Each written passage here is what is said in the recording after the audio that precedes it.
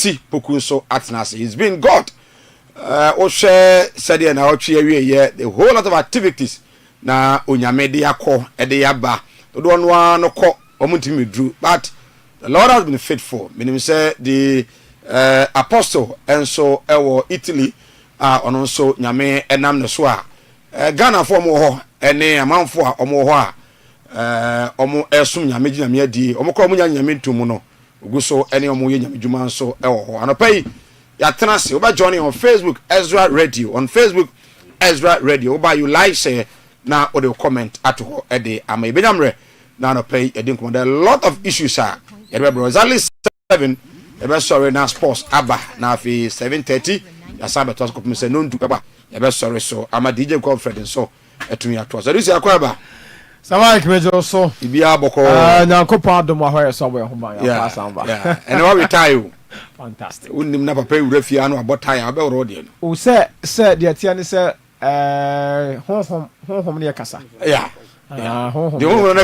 ene we kasa ti honhom ne bo na bo be 2:30 mete me doba adusi ana me se na hwanie ana ne voice ekwo wo mu sei ana say eya won konkro na me asoma me wo nchen okay anadui o se me control sa no pa aho fama no enkosi eno an case close okay eti oba reverend ba oh ai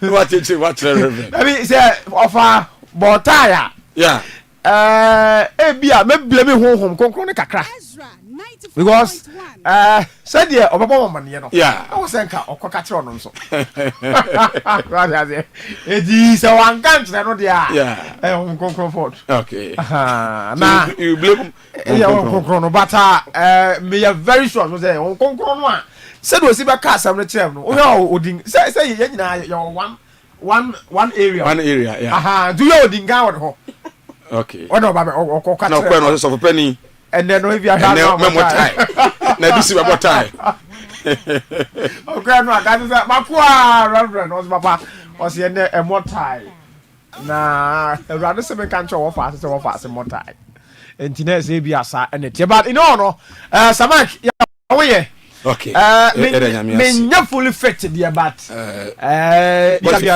God is faithful. Come on. But I'm not pay ebenyamre na yedi nkomo over the weekend I've been a whole lot of activity. Yes. When we say can Japan so ba KSTU. Yeah, okay. And I understand say about 5 aspirants. And so eba Asante region. Okay. Because of the NPP constituency chairman meeting a course. Okay. Nti Baomia was here, Ejakon, Kennedy Japan himself. Okay. You have, I think, Brana Champon. They had Educhum. Okay. Omina no ebai. Obi abeka na asem. Ibenyamre na yedi honkomo. But what did you see? Wo efija kwabre saw. Matisse DC no ni fie krofo bi akwa ja atum bibi sa ne ade a. Kesi na ehu wadusi. Na ya no an say ya na me ekokosi ho no me akasa ma ya adwuma ya time enwura adusi ma ya adwuma na no me da de si afija kwabre saw to de ya omso wa dey ko de wa dey Patricia Per Ankra on the DCE or the MC or afija kwabre saw na obaka ya be on the I think on the 8th of May. Okay. And a group of NDC supporters. A press conference on what to say His Excellency John Dramani Mahama. Everybody DB, ever for Jacquabre. Now, a dino the Munimani Vivian. Name mom, a DB bomb adunimu, our motor say a friend of Patricia Per Ankra. Now, so we name nobody no. Facebook Ezra Radio. Facebook Ezra Radio. We are going to play that voice to you, the video no. Na ewia the see of Ijako Abre South. Ija no ho. Enye Ijako Abre South nka say ija to fie mu a. Ebi si wa kitchen. Na ebi ahye bedroom. Wow. Na ija ni bi ahye wo fa say ho. Say na wa mo. Honhom na kasa. That's what it has spoken. Yeah, that's it. Someone gave me 2 No, you too. Also, who say, my mom who come, me kasa. My mom who crying, I'm a home me kasa. Yes, my mom who crying, I'm a home, and me edim komo. Eti anya mama, asa home ban was say, okay. Kwaku. Na me kwa no me kwaku kwa because ba on frame ko home na kasa botai fi se na kwa motai no se kwaku meja se me kantre o say and na botai fi se na madin kan ana obo so akasa se man motai enti o motai kwa say ya na me say meja open na nya ho bra Facebook Ezra radio Facebook Ezra radio over you like share now the comment about but young kwatie imrantie no omo press conference no ensemo a omo kan ye exactly dia no omo kan ye se omampani ebo pel yes a pel no omo tie no se pel no ba reality azembesi yes yentie imrantie na ofija kwa result okay but ye wie ya the legend Reverend Kofi Asante Ennin abetu Reverend will take over na yatoa so enso dudu oleji tu ye ko abatu apro so o wa fida kwa be south nyina dudu oleji tu say ya appointed honorable Vivian and man bae anu ati no ya appointed honorable Vivian bae wie no constituency chairman e ka say on timi no honorable Vivian nya adwuma and na me no ka say sablei baby omo plan say ade for abla on say sablei MC e man be di afida kwa be south animu no esesa ya je ho yan ti ase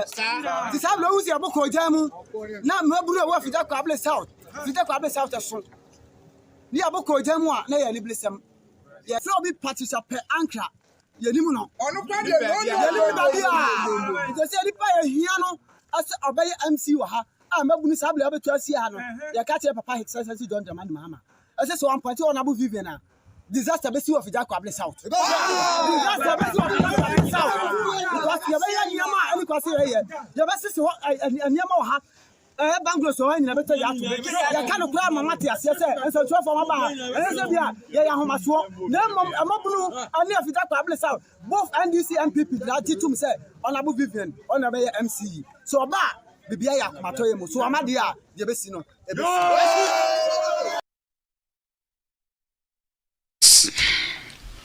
So for my sama munyina kwaba na me na Sir Mike Adusi and the entire team nyina so ase and a special good morning to Obi Biara utie. Sir Mike video am playing and my main add me voice to okay concerns anamu raising. Say police nyanchi obi a. Police are two. And who are they?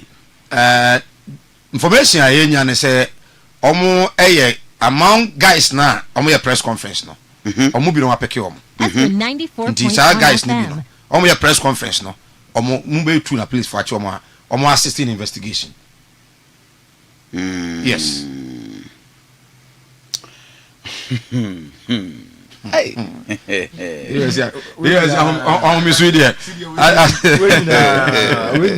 I say me say a high time I was say kasa kire NDC for say o man no nye NDC YouTube bi adia wo ana enye de YouTube pe ana Ghana for pe why I say ade wa mo wedia wa mo nko na munim jasese eye ne say YouTube na chese DC MC ba ko pa ya ba bebo ekrom ade nsi da nyina atimisi. Oh, so that when you no sabe over ISM munu o se timi ka bibi to mu. Di be me just say monko wo say MPP ba. MPP no obi apeso di so NDC for no. Di bi ma me nim ni too much. Obi apeso odi bie. Ana saba ma asoma sidi a. Asoma sidi a ye moni di no. Mampani hunu say okay, e bia we betimi aye adwuma no achewe ya. Ana wo mo adi discanza. Eti aya na YouTube kwaji obi scanner. Because Vivian you are mobile. Say you to look at the Sicadia. And yet, a dear bear pan and Vivian Nayas from Gua, a tipan intiminia, your boy pair dear or my question residence. 4.1. It's hard time I was here coming bitch and this you to the side. Dear you to the be a yo crumhano, and yet a young some phone is a muru. Wait, aya abaja padio aban be sa kosi foforo aban be sa si foforo eti aya aban no na aya aban na abɔ ne ka na say o dwe sa pe na wo ye no wase no o edisi aban be sa man foforo obesiesie mu ama aya hwan ka Sir Mike, Reverend. Mami stated without any equivocation. Okay. Said the attitude of some NDC4 is becoming ruthlessly violent. And it must be observed as such. Yet Tikruma and Adriania school feeding asadanwa individuals be called yes just last week. You did a story. Yes. Yes. You did that story. Ezra 94.1. All because Yamayanwa, a whole government residence, our team. Now, someone paid this year. Yes, she Abeja Padie. No, is it in 2024 election year course? Yeah. Yehu some NDC MPP party office bent to ashes all because they disagree with the decision. Me yaudie kakra is our security agencies. And over the years, yama manyosem efrayeni in all decisions that we take. Obayano. Ni ayano NDC, MPP. So we arrest people, we don't prosecute them. Somebody must go to jail on this. It's so nonsense. Out of stupidity. Say into we treat Yasua. And look at how they bent it. Mama a Facebook page videos no. And a whole DC muntie comment na wachire no. I mean, but I'm much interested in the meeting no. Na comment na wachire na meeting. Yan one say na me say Mike. Enti sesi ase yekoyi ne yawo pe ne ya de ba okwa akotra hin.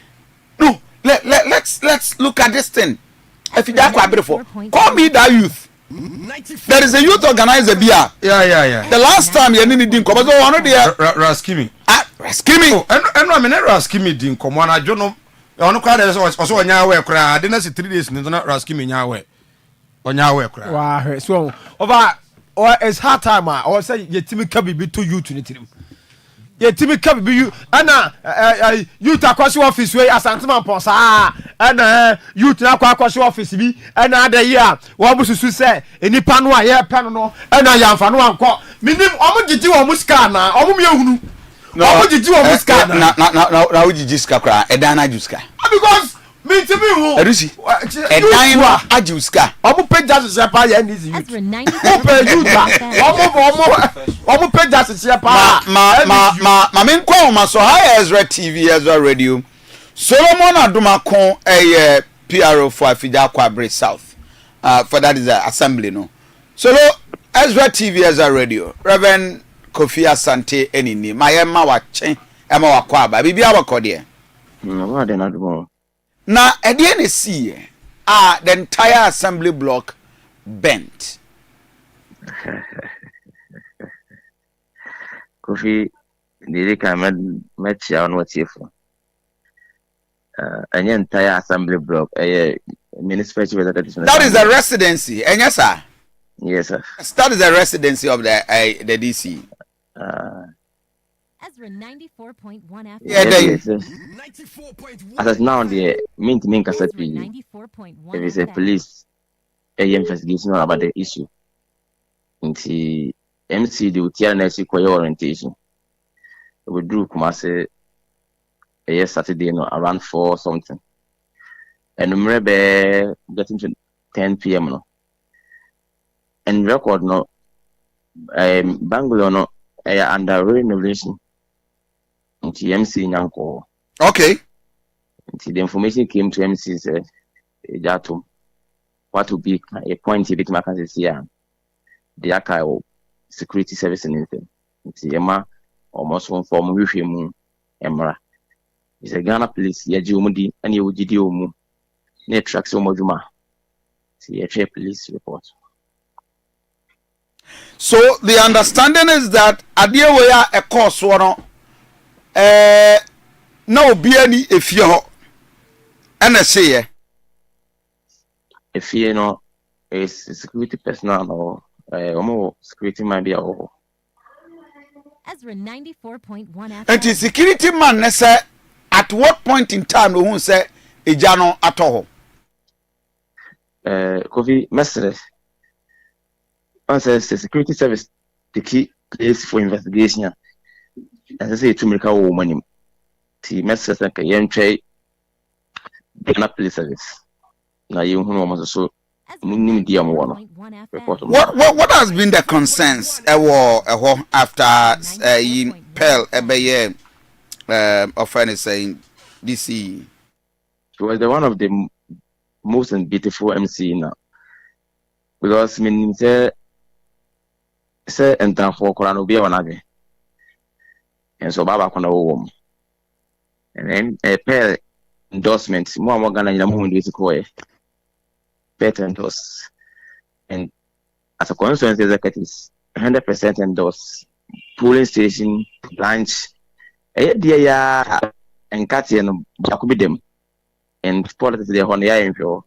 Yes, you know, let put politics aside, let the police do their work.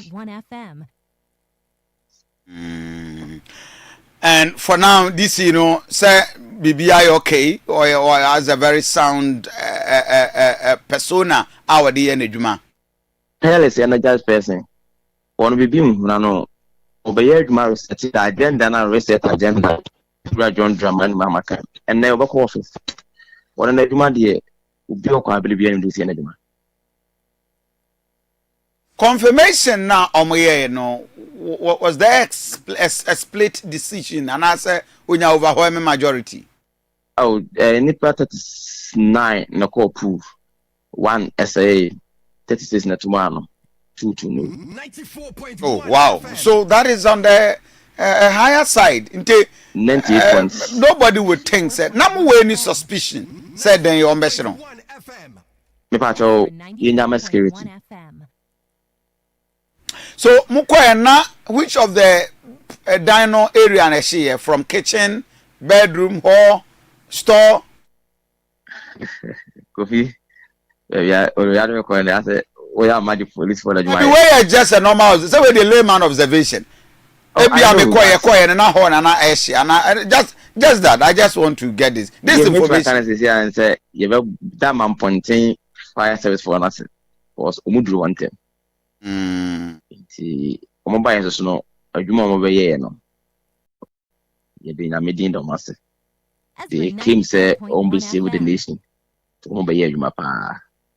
See, I said, "A Jana and Timmy Yahu DP." Wow. A video I heard the Yahu de Kitwasa. And then the Jana Piafa and Puma was through you. Hey, Kofi, I know.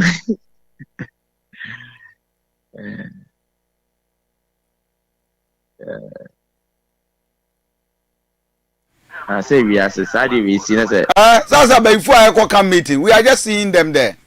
Nah say we are society we see na enkwa film sure say nyame de hene nyame de hene so my na wasi bibi ni ebe sign aton safro observe Ezra TV Ezra radio video I will show you. So this is the inside the aftermath. Yes. And the ceiling na rip dash and it's so bad. Right, I want to say Oshe Efijako Abre South DC residents are. Yeah. Make me say one of the best. Oh, okay. So compare DC's Asante regional. You don't mean it? Oh yes. I don't know that. One of the best. I've been there once. One of the best. District capital near him. Kodie. Oh, okay. Kodie here. Yes. One of the best. Whoa. Now, omo renovation. Most of the DCs no munya move enko residents no. Omo renovation. Now you see, me said they do sikan no. Nipa DC mu kan so DC mu no. Yeah. And I like the PR no. And the party NDC party of Yakobre South I say. And when I spoke with the chairman. Omo nyina na say we no there opposed for handle. Purely criminal. Somewhere market say you be na NDC. No, but opposed for handle. Me worry they say will the police be able to handle this thing to the latter? Because Sir Mike over the years as some kwasi asam ni se hunu we besi no Oba near na musa near Jacquabrani. That's a problem. They will come out to say so I am a police for handle because look at this. Silly Nina any jacket. Eja no, omode to bonkum ni fa kire ne animu che be piase reverend. Look at this. Be piase. Look at this. Some hunu sa na muti kroma mu de. Can you just imagine? Some hunu sa. Say na okai na okwabrane obi aduane asi won kola kakọ. Ma kare na akọhwegu. Oh because me and this. Nyame na ma ba na ba. Na the repair fa ma me. What is stupidity? Why? Now you're the same in Ghana. How do we go and develop country like this? Or maybe Shem said your name might bet me a year and chichering nuclear weapon name. Bomb ni grenade, the airborne hobino. Yeah, the dija and I see a benja padie. Are we serious? Trimude. And penifona my youth to Trimu Modena, Binus Croman, Edinse Munu. Omo ho ABC talency ABC Asante po ABC chirese NDC youth ne bufu ya na wo hyenema ne bufu ya na wo hyenema adenu so a wo hye no hemu so wo hye no a de ya aban ba sa ko peska afa ba ye we no renovation ye enu akwa akwosoro no ya ba sa be renovation o ko si ni du e be renovation du na ni nyina no de wo se ye na hyenye se munu e ba se ye nko ba bia nti no mu di se munu sa so they say we say no ko na akɔhye no na edipo ho ne ku no a na eno party say muru sa bon ko amoto abadema ndisi mun sa kokromoti asa to abasai mo kokromoti nje say o no o support Vivian eti o akɔhye pen so de say say is a pen crop for no so say ba ba ju ya eti asumdwe baba we e was a apostifo gigibi jele no from apostifo say ya hunu we sa and the youth you be see come one asabe sem huru sabe jimie no ye more cause abenda pade e ya ban sika taxpayers money of am say edu awia pa na wo na mabu akwa so na wi ankwada nketu eto nso a ye twa tekitima wo mo nyine tia tax na ye wie ni the taxpayers money ko ye japade a na wo kwabra na jira say ya mo asuma sidi nti say but my even concern is that say women o ma ye bibi awi o was starting a orientation crown Monday yes Tuesday all MDCs were at the orientation exactly so what happened say omudi kaka say utie video na say oma amfama Vivian no a yeah disaster no that guy mama made that video mama made the press conference video no that young man should be arrested this guy hey kwabrani a we free to major we be saying crash say didn't no press conference now onima the crow these are rented kwabaku o say yi ahe nya na make say Manchester say Liverpool Jesse nentumen na Arsenal we google any more say akwa we on Arsenal fan no oluma tuemo oluma say akra o retirement o bada fie no he these are rented individuals ya akwa we mo cheru mi san say DNT akwa we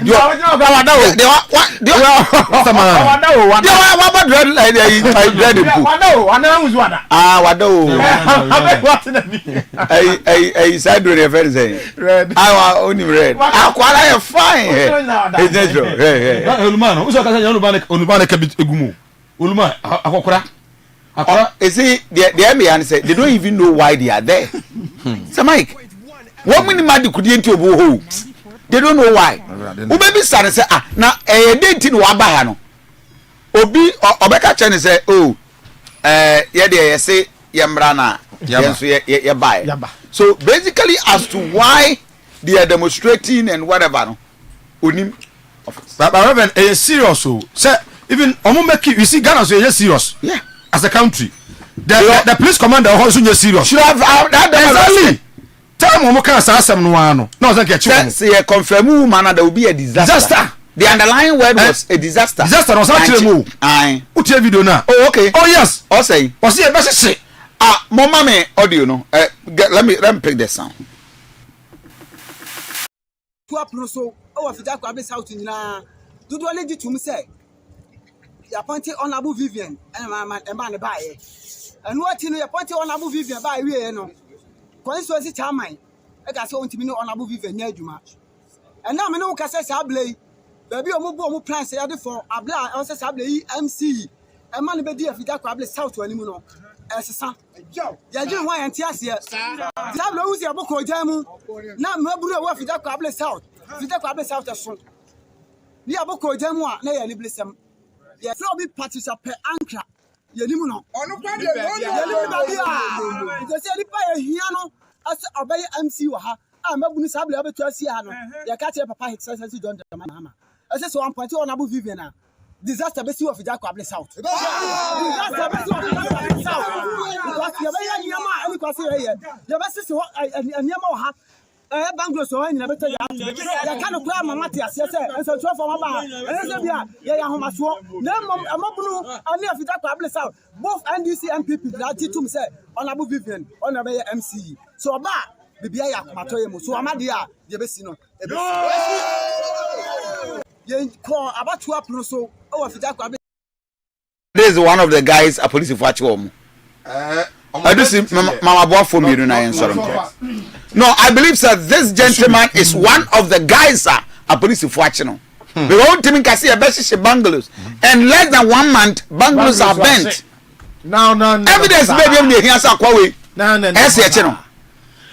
Oba so for Rako about center aya Rako heba mission me di ho dance atra no pay wadaroma se ope akurase adura esaya de entem so enubra haban no nsiri yakeka bomu me so aya Rako heba mission so for Rako ono oya akurase doctor oya akurase ni watena akurase atentuo ni no awodu aya adwuma yie en wakotete tutuo no atwitwa no wa yaka bomu en odi aya aduro Rako heba mission saje na enom aya general wa bi na duro usisi ya oya waduro no oya ba na onsabuo emayi a waduro aya Rako heba mission wodi ani ekoko mojabroso aya infections en obi so wa na ne to ase twetwe no ya fra ne sciatica edin de yarebone shawada ko ne konom aya Rako heba mission ni bi me vitality bema ontimu adwuma ye bema amama ya begira ne sisimu ko adi ne sisi abenti na topabo nyira nhyen kran no aya Rako heba mission na wonom Rako heba mission na me adome so benya bi ato oba bi eto aduro bia ope bi eto ato akwa promise heba awo irepa Posak heba ewo mrom apedank ewo mrom ana sack pharmacy ewo patase 0244 470 067 0244 470 067 na pep mesa eye also dro also wadro wasa onom no eye pep mesa no ana babua wo enwandro do a ewom oni ntino etu also ase no na esenso amu ahode fofora odba ye wadwuma de na koma bon tentem oye adwuma kakra bia no abrem de mframa begina ne yam obi so ne yam tuwa na etuo wadro eye pep mesa na wanom bi Cornac ebu Osman heba awo boase casework awo cry calf heba awo sunyane unique heba bogo so PK Gabila awo Tamalin ana Kenok heba awo Brekum crisis as our answer awo Takrade opoku am ya so atachiman 0542 397 057 0542 397 057. Okay. The senior Jude and pay a special good morning. Morning, sir. Na bibia bokodi am yadum say also hoye Erade de acheyen na me gusu di hine. He has been faithful to us all, and I believe say Kotoko good news. Oh, news in the bebre. Yes, Kotoko one of the teams, and as me Timaka said, the only team your ball league we yes was start here or she team no because as a other class need na a rumored and bodi enya sada house of folk nom wo ni bibia ye nti bodi o ma fa coach oh you ani o ma fa coach awaji league mienu amako you ani na ere ne pamo didi drama endre ye dre ne kotoko pamo no enti ne hu that was then you ani kotoko peja kotoko peja oh you ani mani abre pa kotoko sise team no o mo se na season o mo kotoko sise team no na house of folk omo de yanum sticker na etitaro omo to we za kwa boxer we yi oya have to folk ni oh okay pero papa na exclusive be na koso ai ya feel pa ai me so ma feel oja emu ko e nyame ne hene nyame ne hene eduma ne dos wa kono wasa de wa ba nyame ne hene mo ani hia mo papa na onim yes ye can send me wa Yes. on the 21st of May. Okay. Ebo kokobi. Nano ukwade atwemu. Yes. Na mbeka say house of folk nya careful. Players are more air to tom from no more kasa. Nine. Breach bebo. DNS. Papa, ya the banner to omo. Ewo has so. You don't want to mean top player. Dabi o na has the I'm the comment here. I laugh enter my toilet. Hey! 21st May. 21st May. And you It is a season way out of I'm the car $70,000. New to be asked. You can't believe it. Hey, Jeff Abo Mukokosa, man, Tianti. Akwabi or the Nkrama ko nkusibo we kura said you see 2 mirika this one ko fa no ade aye akwa mirika wo kwase wo bom kusie na mirika wo tuo no just a heart ko fa ko they any form any no player bia no ba na so so ba Ezra ya catch omomo mfi $70,000. Omukoto I knew to be as a player. I friend of Sally Madams. Omo is anywhere to be as a and your own don't has a man with the gas and here. Oh, so we they got to quasi said during the house. A kay me talk around my boca. And told them for my chicken. Moment trust that feed. Woman is coffee out of book. Tim the Guanegu. Kotokokana Cosro, Montrasso. Messi trying to cut inside, still there!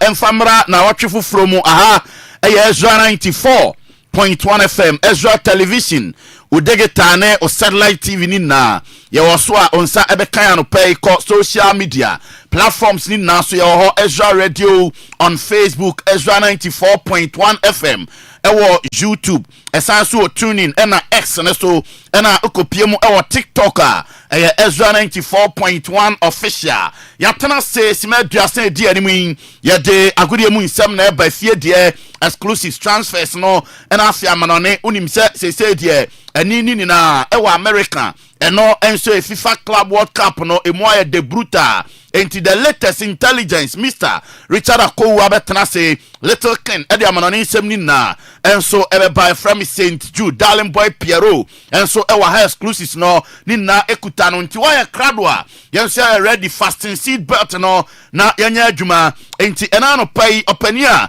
ni dini TK ena a producer na fi Rubin enso ejina mu enso ewo MCR ha enya sam ketwa kwanti Rubin ma yanya adwuma mame calf interclub competitions no am date no na fe yemfa enya adwuma akra me pacho 2025 2026 calendar no ababe todwa ye calf interclub competitions na chese CAF Champions League CAF Confederations Cup na unim se Ghana interest Champions League no bibia Go Stars NFA Confederations Cup no Asante Krokol and Penifo Chema first prelims no that's a first leg no Baso September 19 to September 21 after second leg no and also Baso September 26 to September 28 and no first prelims after Rama say your teams need to qualify na omu Rama second round our prelims no ma that's a first leg no and also Ebebaso Namia Duma October 17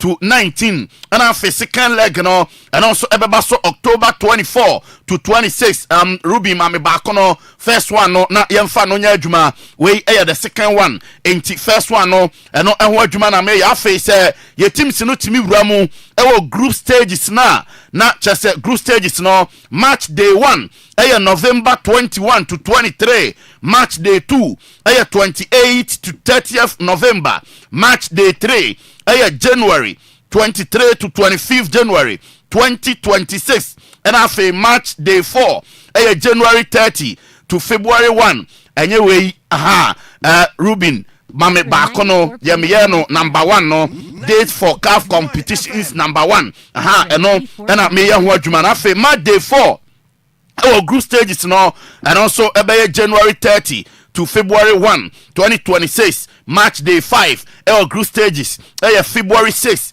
to February 8, and a match day 6 no your last round of matches, and so group stages no, and also February 13 to 15 February, and no the tier na me pacho teams ni timi ram ekopiem quarter finals no, first leg no 13th match to 15th match, now for second leg no, and so March 20 to March 22, and no, and so quarter finals, and no, and once urama ye call semi finals the patch of first leg no, April 10 to 12, and after second leg, and so 17th to 19th April, and no the tier now for finals no, say Kotoko say Bibiani Gold Stars so mumienu so bi abetima ko finals no omo between 8 to 24th they say May 2026 entiano enso de tia ya de ho enso etimi amount mami free ho na yenkonko piemo de becha me na voice no whether na sisa enti bibia enso style me pachoma yenko anim na yenko NASCO awards no enti NASCO awards for the month of May and June no me pacha no so ba betodwa na the kaima me goalkeeper of the month of May and June and penifo say Benjamin Asare of House of Folk or no ena penifo the goalkeeper no enso etimi adiama no afi urama yes a coach of the month no enso esai House of Folk coach ni din ene Abubakar Watara or also ene coach and penifo enso edi abasobode no enso etimi adiama no ena afi player of the month no echo Edman Nation Sasi oma branch ani din and Kevin Ampofo or no enso ene nation player and also a player of the month no ntiano enso e de tia ye de honsam enso etimi to anim chamati ke mami coacha ni tin ani Abdul Karim Zito na yeni nkomo akra onse kotoko ebe ko Africa na Karim Zito si Africa no omu target ya se omu betimi awura mu akwa kopie mo group stages na ye de ya players ne de omu gusu efa omu befa bi nso etimi de aka ho ebi nso ebe ko se ne na no hu se omu ja ebi mo kwan no to do better, but I hope and wish we're going to sit together and then we'll plan how to go about it. And then if we are able to go that way, maybe with the correct players, we can go. At least we'll enter into the group stage. Majority of them came during the second window. They didn't play, so now I have to rely on some formations. But I think 7 matches is enough for me to see a good footballer. So definitely we'll bring. Okay, entiano coach nitini Abdul Karim Zito ni sama and also edituja and so enono yadi ka tete ho ama se phobia enam ka omodienti and penifo at the transfer ban and so ato omo so enti say transfer sa ye wo mu se bibia nsesa House of Folk be dene so mbetimi ato player ni nan se Salim Adams ni sika omode ne call America e wo se omutua and so edemabobo kwa ni tini ni wadupia say $70,000 besi ne omabo phobia sa omantua enti transfer ban no and also aba na me pacho Salim Adams so sensem ni ade na no Piero Ekra Phyllis no ne di kan abete ho ansana de we kire bia enso eba enti mamenyai enunsi o yeguso awo phobia no onse House of Folk for confirm say nyame adoma 2025 Eco International Cup and no Eco so e Nigeria no omobekọ akosi akan ni bi na me pacho fixtures no and also atimi aba na ansana no Ruben Mame teams omo agiatum se omobe participate and so Eco Cup no omo ye teams makoma nwatwe na de atienie Timani Dean any Ikorodu City omo ka ho bi afa Super Sport United e ka ho bi Remo Stars eka ho Hustle Folk enso ka ho bi ena afi Enyimba International amonso eka ho FC Kalon Stars Daje FC ena 3SC Sports Club teams nwotwe we ena ama confirm say nyame adoma Echo Cup no amonso ebekona afi omakwa akosi akan bi enso honti mame Hustle Folk omo fixtures no na yeni nkomo na me patro ade bi ekyere madwene unim se nyame adoma 6 July ena House of Folk eni Asante Kotoko ebo Gaka Presidential Cup ewon kan e okroma me patro ade chin apede fixtures a ekofo ne de aba no nyame adoma Monday 7 July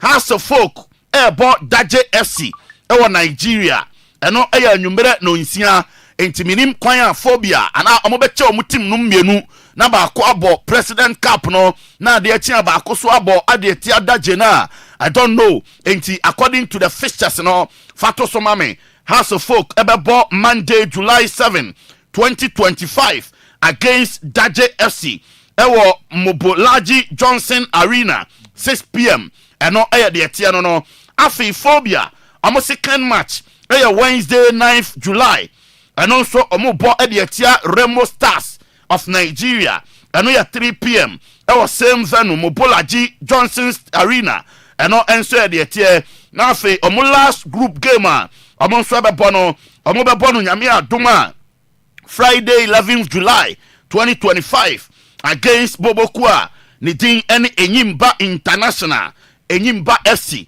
and a House of Folk and on 6 p.m. and so ewo Echo International Tournament na sintuero yebekwa akwajimu ntiremu na afi ahwesene ene yoma no enso ebesi akọ fi se obo 6 July against Kotoko na ade chia o se kobo international game on Nigeria eno DNS e wose ntiremu enso etimi ba ma yemfi ho na yenkopie mo bibia ni Gold Stars enti Rubin ma me bibia ni Gold Stars for omo pictures na nra ena amode Ghana Premier League title medals eni omuniomo omunya free munina ewura mu ewo St. Teresa's Roman Catholic Church obibiani na amuko Thanksgiving amuko koda nyame ase led by the club president and afi club ni CEO Penny Kwasiadu players ni na eni omo supporters na se ohwe screens ne so a na se team no eni omo supporters ni omo mpanimfo ena omo present trophy no medals and I feel mu jerseys, t-shirts outdoor, and I feel mu signs so de 5,000 Ghana cedis. Etatwo, presented the man no through Reverend Father Patrick Apia Ando.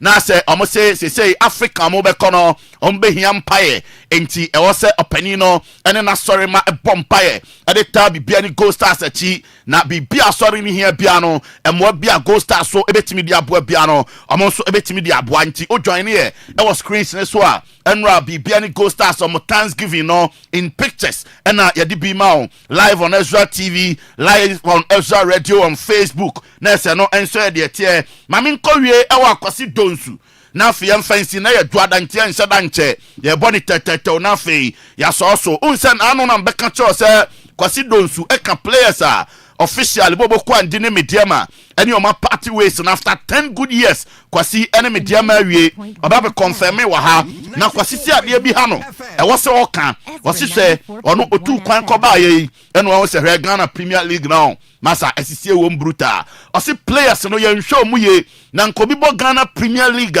at least bosome wanye kra no kanya 5,000 Ghana cedis ena wo se ye de man ye nti kwasi donsu. As a premier team, then Kawan Chakra 5,000 Yakobiade, and so to play at the one Yakra 5,000 month be a premier dear, maybe I will both for division, not for division player, not the 1,000, 2,000, and that's the premier player there, 5,000 Yakobiade, say, ultimate edge. Okay, in Tiasampetia, and we are quasi donso no Premier League player there, one Yakra. I was saying at least 5,000. Ultimate edge, Nansu Chroma Massa, 1,500 ni 200 no crema.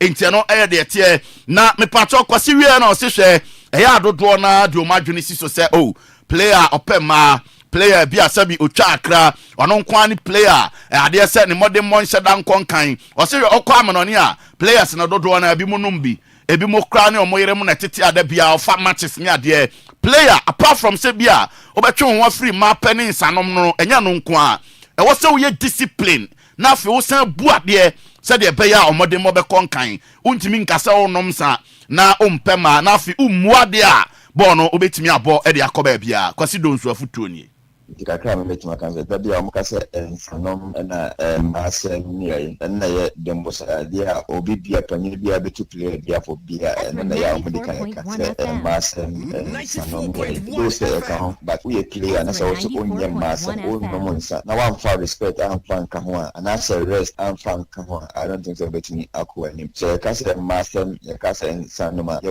European players be over so ma wa na se we the players no be warrior omo and so the kind of thing. But me in football no respect and what you are hard training and the way obviously a career would say what pro training but time I say resting nina ekamobi. Okay, enti akwasi donsu enso no nti ofia mana ne bae ne de kasa ne de okasa bebre enti nyame adoma de aka akire na no eno nso ye de beba Rubin ma minti birthday mienu freeway na fi Piero mrana yenkwa anim wei aya mi ankasa me bra Francis Opoku aka Choco who will be Fast Enterprise ewo Techiman on fire to ni niagro kra ene eyo birthday enti Choco from myself team 23 guys ne ladies ni na obia say yan we show happy birthday Francis Kwame Poku the Fast Enterprise president CEO manager bibia Choco ena dodo na animo nyankopon sho na fe onto onkwanem na bibia so nkoso kama entimi enfamanti happy birthday bro afi we so every abnam ponsa dority o say yan we say Prophet Henry Amufantwi or Fountain Gate Chapel and your birthday enti from Dorothy and wasori mani na Fountain Gate Chapel or Techiman almost say yan we say Prophet Henry Amufantwi a very special happy birthday nyankopon sha na nwosra na nyekese na afoforo nso enya onso so nhira enti eno enso de on that note the exclusive man atanase ye ko na afia no pay takra pielo enso aboabo na no onfa emaye. Okay, St. Jude Midase enche na the latest intelligence little kenda on also ediamono nsem no etimi ediamamu na mom no Ghana Football Association say na Jude ekan no emu enchemu kakra enie ne nyina ne se omokoto abranti efe no Salim Adams every new edubiase $50,000 ena omo edije womo House of Folk entria ena omo se omo di share se House of Folk eton abranti a ye friend Salim Adams on transfer no 40% omo betua ede ama new edubiase House of Folk ede abranti no ekwo Cincinnati US of A ema on transfer no $20,000 eka $50,000 no one 70 na eno na House of Folk nhwe ha omo se new edubiase team no esua eno nti omo esisi wo mo Oma first cano ama omo eno ana ni odubiase ede omu kopie mu ewo player and coaches status committee ewo Ghana Football Association ema football association no omo aka asem no House of Folk eka che ni odubiase se omo no omo ekotena efie na omo aka asem na ayefie asem House of Folk odaya nhweye gbede omo first cano amfa omo eno ana ni odubiase ene kwada Ghana Football Association say mpanyufo yi nsem na mo ne yetena ase kan ye House of Folk ditu mo se omo ne ye Kofie na mpo omo akwa kan asem no still aska no omo emfa ema ye nti e besrebo a this season 2025-2026 emre wo ho se mpo se team bi di team bi ka na mpo wantua na mo kan asem no wantua oya nhwe ha o se mo de ban eto no so se mpo afe on-site players eno ena ni odubiase ede koda mpanyufo a enei omode ban nchenchenche pa ato House of Folk so se empo season ye edi animi emo omonhwe se omonto player bia eno no nsema efiri asoye ho enso ede eba nyakopon ya adoma anopei she ewo pobiman enya asem ketwa eho behuriye papa ni nyina ne se newly appointed coach ni di Masoud Didi Dramani na assistant no ɛyɛ Fifi Parker Hansen ɔno ɛyɛ second assistant coach goalkeepers coach ɛyɛ Najao Isa mepacho team manager ɛyɛ Henry Mate na ɔmo kɔ akɔpia mu ɛwɔ Pobman na ɔmo the first training etimi ahyehyɛ so ɛnyɛ asam ketewa ɔhɔ ana Didi Dramani ɛbɛka kyɛm nantene sɛ mmra wei ɛne yɛ di so wei ɛna mempɛ wei ɛna mepɛ nti woyɛ player na wobu so pɛ ɛne punishment kɛseɛ paa ɛbɛtumi akɔ ama wo ɛno no nsɛm a ɛfiri hɔ ɛde ɛɛba na deɛ ɛkyɛ ne sɛ weekendi ɛna House of Folk Management ɛde coaches yi ɛkɔkyerɛ ɛyɛ players no sɛ ɛfiri Monday ɛnɛ de kɔ coaches wei mu ɛna ɛbɛdi mu anim ɛde mu akɔ bɔhyɛ asase no so na ɔmo kɔ pie mu hɔ no yinya ne sɛ first assistant coach a yɛfrɛ no Abdullahi Ghazali ɔno ɛntimi ɛmpiem ne nyina ne sɛ ɔne Baseke Holy Stars ɔmo nkrata asɛm no ɔmo nya ɛntwitwa mu na deɛ ɛte ne sɛ ɛna nɔpa Baseke Holy Stars management ɛbɛhyia coach a ne dedi Abdullahi Ghazali ne nyina ne sɛ season no ɛba na wieyɛ no Abdullahi Ghazali at the report a command penyinfoɔ sɛ empo players way ɛna mepɛ players way ɛna mempe nti mpenyinfoɔ 2025-2026 season no munya ho dwuma ɛmfa ɛmame ɛno na basikafoɔ te yaa ne pɛ sɛ ɛnenam social media so sɛ ɔmo coach a yɛfrɛ no Abdullahi Ghazali ɔmo link no to House of Folk ɛno ɛne nsɛm a ɛfiri hɔ ɛde ba nti ɛna ɔmo hyia pɛ decision ɛbɛpiem sɛ Ghazali de ɛyɛ resignation letter bɛkɔ anaasɛ ɔbɛtoa so a mmerɛ ne nkrabea 3 to 6 yɛtena se a yɛde update no ɛnso ɛde bɛma na bibia nso ɛtumi ayɛ kama paa Asante kɔtɔkɔ aso yɛn nso ɛnɛ anɔpɛ IMC ɛbɛtena secretariat ɔde no ho kwada so ɔbɛmiti abrante a yɛfɛ no Justice Blaine ɛna Samuel Tinedu ɛsan sɛ ɔmo nsɛm kaeɛ no ntimi anwie pɛyɛ ne nyane sɛ Justice Blaine sɛ twa na mu twa me contract no aka me 1 year contract enti ne nyane sɛ sika aka mu nyina no moma me mu 70% of 1 year na aka mu no ɛno na house Asante kɔkɔse dabi ɔmra ne nka ne ye na mposka no ontimi ente so enti ɛna no pay a nsɛm kan no ɛbɛtɔdwa san so na Samuel Tinedu ɔno ne management agent se dabi sɛ kɔtɔkɔ bɛtɔ ne paa dia a ɛne dabi ɔmo empene kɔtɔkɔ entwa contract nim tintontan na ɔmo ankasa enkɔtɔ abrante no nkra yɛn sa kan sɛ Brekum Chelsea etimi show interest ye papa sɛ ɔmo pa abrante a yɛfɛ no Samuel Tinedu Little Ken the latest intelligence ayakrado nyankopɔn adoma anwumre 3 to 6 Piero bobia class bi ebbo mpanyifo no ɛna na metia na me boya ate no sa awo Da Costa na about 5 billion Da Costa dia no wa achieve Ghana football obo golden cake wa reach Africa finals Da Costa boy 5 billion almost say amorone clubs bi bebre aba mo ba for the koi mo ba club here pa na so amorone clubs aba to mo ba na so plus am ya na class nketo no omo didi o say Salim Adams no say kotokone as no omo na sponsor Ghana clubs no sure it all say Ghana Football Association eti debi enye omo na say omo ni kotokone as ho woman also mo punish efe no ema efe no mo wo what you say first as abana kotoko so mo han so mo na wan ka so mo wa de football na nya de nti yakọ na fe table na stop na panel live on Ezra 94.1 FM on Total Global Sustain Channel Sports Station that keeps you updated on all the latest standard of events. Your ultimate tradition of retro quality will continue to set the pace for others to follow. Mommy, I brought you for Nico Williams, the Patrol Rubin, found the picture on Fatu TV, the studio queen, baby will be across the 16 regions in Ghana on Sabaka Extra TV. What has to do to enjoy a body decoder, body digital, baby will be an Extra TV, also at the Mawanya Stemketo Komi Patrol. I brought you for Nico Williams, as we play second at the Bill Bobo. I brought you in your cousin Sadinima, me Patrol, or what I want Bill Bobo for.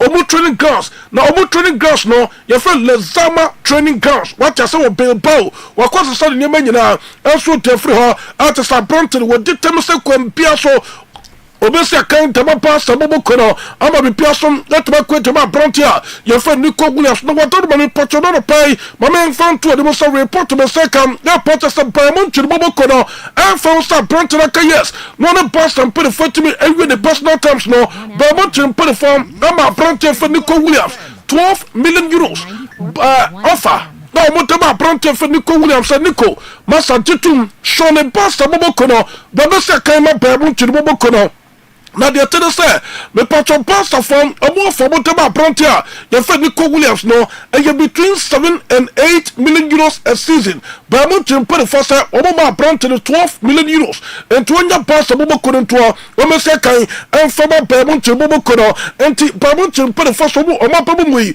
wo mo de mu nim sam omo what it takes to convince a pronto ya fe Nico Williams na fa pronto na jetum no ba be se kan en so to ba babu chiri bobo kono anu na report me patron no pe be se kan na pata se na mi atuma me patron district a pronto fe Nico Williams e be nya dia to be bon pe for mo se mo se kan bio e fo mo pe bobo kono o peso ko se kan na do pastor bobo kono nti e be ya anka o mo pastor pe fantasy negotiate so mo to me negotiate dia and pastor bobo kono e be twa determination clause no na for no straight to me fe bobo kono mo aba be se kan e so to me pastor bobo kono nti report me patron and to be se kan live on Ezra Aduanaba on Ezra 94.1 FM and AFRIFA Ezra TV what has the shooting connection that is something pa ama bi piaso to ko bi patro club world cup no and no Manchester want to pay that's what me to what has the ma front to the stadium tedie John front to bobo kono wo mo to work of Morocco etomo kanai wo mo tomo pako na me patro san game no ma me front to the most pronto for the Canadian this and promoting Portugal and the June for bobo kono already team and the Batule also promoting the tennis and also mission on goal and the June for bobo kono and the nyam a pronto for the Tostan Frovich also the poko and the June for bobo kono na already team and a notch also the take pako and the work of Morocco and man June for bobo kono African side work etomo kanai gomo tomo pako enti ano aye me patron ke ma no timi tocha e wo club world cup ma ye wotuma eno no personal tomo e wo yetuma to the another game and no so timi tocha water ma say the sequence ye the to real man to bobo kono gomo pomode che pachuka etomo eka makumakum yesa ama pachuka bobo kono gomo tekere pako me patron ready to the Jude Victor William Bellingham Pelinko to no for the John Bellingham that's what me tocha and team the Marian man to bobo kono already to that kule aso pomade to me twatena and Marian to bobo kono and for already to the Federico Santiago Fanfani di Peter El Hakon Pompazo aso the Makupi so and Marian to bobo kono and nya bronte the thing aso the Montiel aso to me tekere pako Edma Patu Kabobo Kono, and to get back to Bobo Kono, one second game and already to the champion also. Omatuma Wine, Bibia Sweat Makwent way the first official win, already to the champion also as manager. Edma Gaba to Bobo Kono, Bobo Sweat Wine, and now Uro Vessel and put 2 games what I say, Oronon, that's what to my boy, 4 goals, and of a walk constantly 2 goals. Archers replace Sweat Makwe, Edma already thing, also the champion also to the man to Bobo Kono, the Patronima question, that a moment. Namo patro kila di pape aswe tumesiya karibi afamar gema tubumo kuna sati teno ya konfirmu tumastam already to the kila di pape me patro still a pronto recover ya na namia tumam already to the champion also sa where spotasa pronto for the champion also obetuma recover now for the next game gema tubumo kuna pa which is the last a year run of 3 matches no a pronto no betuma effect no for tumesiya kai aso tamar gema tubumo kuna enti na the report me patro no pay and also panama patro front to the Muslim Yetenia, Yabetian, already to the champion also Kaka, a bronte for the John Williams Wakasa, now John Williams here front to Piedmont Kabo Piate, so they say, Osia Kaya, ya the idea part to say, again the bet instead of Pia, or bet to Messia Canafe want to pay, since they pay no, as a cough from the mom, why you tired, what has one prayer, send the piano or Bobo, nearly be better to the South with Tomabo Pom, that's what Tamar Gilman to Bobokono, Nami and Tom Nestle Patro Boka work up New Year, already to the John William, or Kofi surgery and some of the patro recover. wasa tuma return aba start to pre season no enso tamar gelma tububu kono yenti abrante fere John Billiam kakram enti Rubin wote abrante fere John Billingham ne fit no enso de betro TV no so fi etimeti abrante no ni nwa ni tini John Billingham enso promoting etimeti atse de Borussia Dortmund bubu kono ni nwa no so akasa kakrantie de wonsam enso tempo no pay ama bi piasom betuma kono abrante fere John Billiam sa gen fanto pido so kabo piate sabi patro atoro batetere sam abrantia de tene tibu kotoa enwa se de wosi tiemu won potuma pado ma Real Madrid tubu kono ensasa na mi atuma next game no Real Madrid tubu kono ma tibu kotoa eso press o se enwa abrante de papa buhwe stem sabotoa woye etuma Real Madrid tubu kono na no ten de topo ready tene tibu kotoa baso enwa kenya abrante for de tibu kotoa akasaba be kasa Real Madrid tubu kono wo modo no sam na so tenko buti eno aye report no pay eno so ponti bi patro time Real Madrid tubu kono omo fi omo hotel edo money atibo Bank of America Abraham the patro ko seka wo San Stadium no Abraham fi omo hotel no fa vito de two TV no so me na fa yenku enim Real Madrid tubu kono omo potuma partner secretary kra enti wey time Real Madrid tubu kono aso ebe true Bank of America Stadium na man patro me time Real Madrid tubu kono omo fi omo hotel na supporters ni go bebre na fa omo team no kwasam omo na fa omo potuma me patro wey time Real Madrid tubu kono omo fi omo team hotel enipa echomo kwankwane no enya secretary Real Madrid tubu kono in terms of your support to America betimo master omo kwabi papa na mame attendance no Real Madrid tubu kono bo no mo boy against Portugal nipa ekwa stadium okore eye game no me patro for two team no so eye 70,248 ana me patro mutimi ko nipa 70,248 ana mo bo moten eso timi ko ye eno ye Real Madrid tubu kono the film also yeah also the part yeah went to my also tama we to me so no man patro the mistake and sa prontia the fed Ajik and Marcus right Gwehi to no for the man Gwehi honestly a player say about Crystal Palace when nka adia to Crystal Palace and put for them say oh extended the contract to the former Crystal Palace bobo kono and pay the first one the tabo also the to apprentice it so na tabo no and so the price adia to apprentice it so almost pay 50 million pounds and said apprentia the fed man Gwehi almost Crystal Palace bobo kono omo to be apprentice no so kono fe onko second so enfamaka on fontu na no so report no pay the free Crystal Palace bobo kono the film so ya so the pa ye want to so to bo shafo na me pat apprentice for na me yabal on tasom e wo Brazil apprentice ni na mu na me atuma enche obo return fe ono ankasa start the personal pre-season and so the team no so be start to pre-season ama be pia so to ba kwe so to ba pass bobo kono no aye be pat ready till na me yabal the film so ya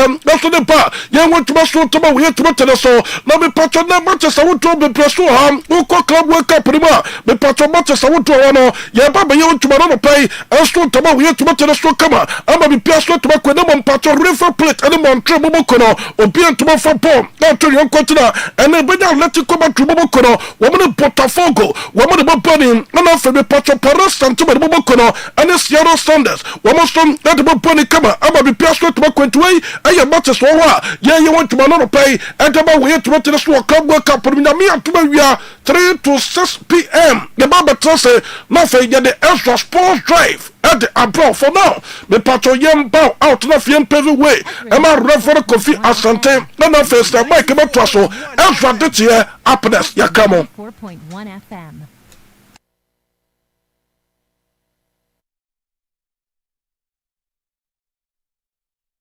Yama ahwefo nyina kwa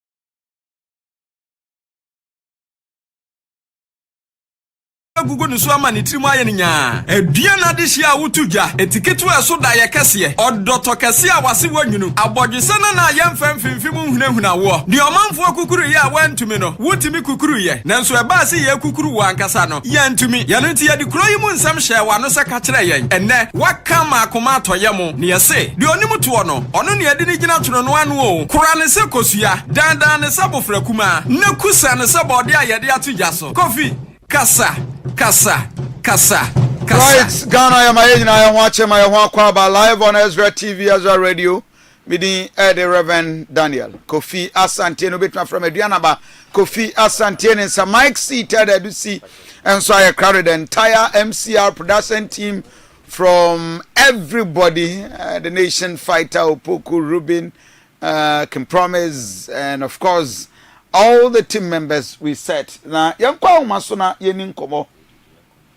Okay so Mike, I've seen a lot of activities within this week. Yes. Now actually a lot is going on from the likes of Canada, Japan, MPP constituency chairman yes. Workshop so John Bwedu speaking at the grounds and the almighty Tokwa so is it what's the area? Okay. Fight a course or classroom. Kumawu. You near DC, I say how you prepare. Yes. Na Kumawu ye Tom C. No more extra classes ka ho. Debi. Ade. Teacher for me no. Mema me no. Ena omo ehunu teacher ni ba ko oye oba. Aw manage no. Na get a crowd em say so national service so intense. Onya permanent teacher cry. Onya permanent teacher. Na say permanent teacher won create confusion. Internship kwala na create confusion. Every work environment it has so about internship or national service. Boys in confusion be si wo. Yeah. The teacher for me no man tie ase. And o me ye. Ada na wo say kwadwona Kofa. Antonio so say nkoro no ye guys. Na mo pe medimedi sa. Obi am pe medimedi papa. Obi am pe medimedi. Oba me say obi am pe medimedi. Look. Mo van to me so. Me nie. Chese mo hwe chese. Teacher ni we anu afa. We anu afa. E die ne hamo. Teacher for no a musika ye say. Teacher for musika ye say. Why am asem? Mo van to me so. Me Michael Admaku Mensa. My child was secondary school. More than 12 years. Not a single school na kwa because my son sobone kura da. 1 out of 10. 1 out of 10. 1 out of 10. Teacher for bi diemo. Teacher you go professional. Teacher for me yes I dey we no. We call them professional. Oh, school no cry say me tell say boy school. Boy school there. Na kwa koso. Say school a ko tira di. 12 years in boy school. My child my child were Axim Girls near high school. For 4 years, man kwa. Omo hear me, man kwa. 4 years, Axim Girls near high school. No, 1 out of 10. Me say, bebre. Enu nyansa. Na teacher. Enu nyansa. En to kwale nyam to paketo na video ni wa he. Ketu enu nyansa. Bebe, kese. Pepe. Oba onza e won tokwa bia. Oku anu mieru na mabre. We omo koya bre. But have we gotten to this? But I say the MP. NSA onim. Abe condemn me. Calling on the district director of education say on take no anyway when take action na ebe go school ni masi o. PPRC die. We say PPRC kuntokwa wo abai wa ho. Na ni eruba bantama ayi bia. Say ya here. Enkrase bon kola no ho. Omukura no omumu no eye yise. Kuma kromfo dey. Na ho say we no we colleague teacher ni. Na colleague teacher. Colleague teacher. Say kura wo na. Ade we reverse da bia. Colleague teacher say kura na katua kwaju. Colleague teacher wo do akatua kwaju no. Wo kwa kwaye mass mind. Esi da bia o. Esi ba bia. Esi yadwuma ko betumi esi. Pepe sa. Pepe sa. We kwere so ono wa kontokwa mo hu. Obo ko bete ko twa na ntina mo dwuma kwa. Na say na twitwa na ntina dey na ba. Adwuma dey esi. Na we dey member mu dey yiri mu. Where is the video? Bakwa bre. Bakwa bre. Na ujafo bre papa. Omo kontokwa no. Video you here. Video that's. I'm just surprised. I was in the corner that say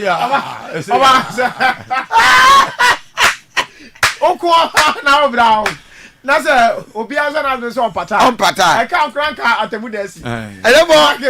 Over Ezra TV, Ezra Radio, or Ezra Radio Facebook page, because you see, me worry is why must we get to this? DNA chrem kwala. No, what are we teaching in kwala? Kwala say ade ya odia. Mo binye. Na ya odia. We no bi adia. Eni. Mpaboa bi so kra wo de asset trousers. Hwe mpaboa open na de asset trousers. Na hwe na yi, ne Lacoste. Hwe. Na hwe be ma we. Teacher for so be sex gina ho. Obi aso na me pata. Now we are sure some we train teachers there. Oh. No, but I even have a problem with the address. What should be we? Meaning say teacher need should not wear multicolors. Yes. And konko nkwala anim. Teachers don't wear multicolors. Now shakoya was shut down kambu yi. What lazy red, green, gold. Even on Friday. Yeah. But girl no. Was it me girl no girl. Yeah, what me teacher for me do akono there. In fact, so we your papa na my teacher for ko. Now we have you. Akwara na have you. Oba, na so papa me teacher for me. At that time students in a way. Sir Mike, I think say so we gonna chire ma fans. Say otio. Say otio. Say otio. Say we classroom when you just come room. That's a share. Akwara kwa the next in nature obu na faso. Hwe ntokwa no. What the next in nature say oyi na oyere osiri peg aches wo yi na faso akwa ase ntokwa teacher for ya gumani mu ase na mema de ade na mukọ amuka bom ju aso ase e ma ntokwa da bi offer a teacher for the ano mukọ we what teacher pe na we a teacher for ntokwa de offer omo pipe a teacher for de omo no ya atentam ne Bamina means peg. Bamina means peg. And teacher. Now, any unto kind of Moguzi. Pogi, what good did you as a Zango for we, Umuhia Sanction. Oh, I don't know, Matia Clemens, what they were in there, faculty teacher. Now, some power teacher, I couldn't talk, say, the other faculty do anyway, so Mike, I followed. But this year, yes. Yeah, need to see bidding come up, but okay. So this teacher video would wait. Yeah. Ma follow Canada Japan. Me Accra Technical University. No, Commerce Technical University. What was Technical University? KSTU. And sticker. Yes. I said sticker is overdoing a lot of things. Reverend sticker de was. Sticker de oh. Next mo keka no. Wo de wo wia. Aye. Where sticker say ma wo ka no. Doctor. Obi sticker wo kan tenase. Okay, ma me nkwa o ma so hi Ezra TV, Ezra Radio. Medin de Aduanaba Kofi Asante Ennin. Ye ne the political scientist and lecturer e wo kuma say Kwame Nkrumah aponi mu. Me ankasa binua pani Dr. Amache Boateng. Doctor Anopei ma me ma wachema wakwaba Emma Ezra TV, Ezra Radio. Kofi Asante bibi aboko de Radio Security Adumo Kofi. Benyamiase. Yemubi have followed with concerns. All of a sudden the boomba ASCMPP mu yankonkoto abano by January 2026. All of a sudden MPs are declaring, DCs are declaring, former appointees are declaring, and division has just begun. From where you sit as political scientist and political watcher, there are also MPP more at this time. It was to go for me chatty for MPP Amanyuku Ewo Ohaumu. The Kono is in crisis. Crisis in Omusha Fiache. And how to introduce the crisis. The phenomenon of meet many way Nyajuma. And so he sought to restructure the party along his own terms. And on a ye Olafuku. And then ye Kwabena Japan. And then a Kofa Freddie Blay, a complete outsider. A party chair. And then a John Boadu, who would not have been elected to serve the party as the general secretary. John Boadu called Abatu Moa, Ukobedin Chok. Another handpicked individuals that, according to him, he could work with.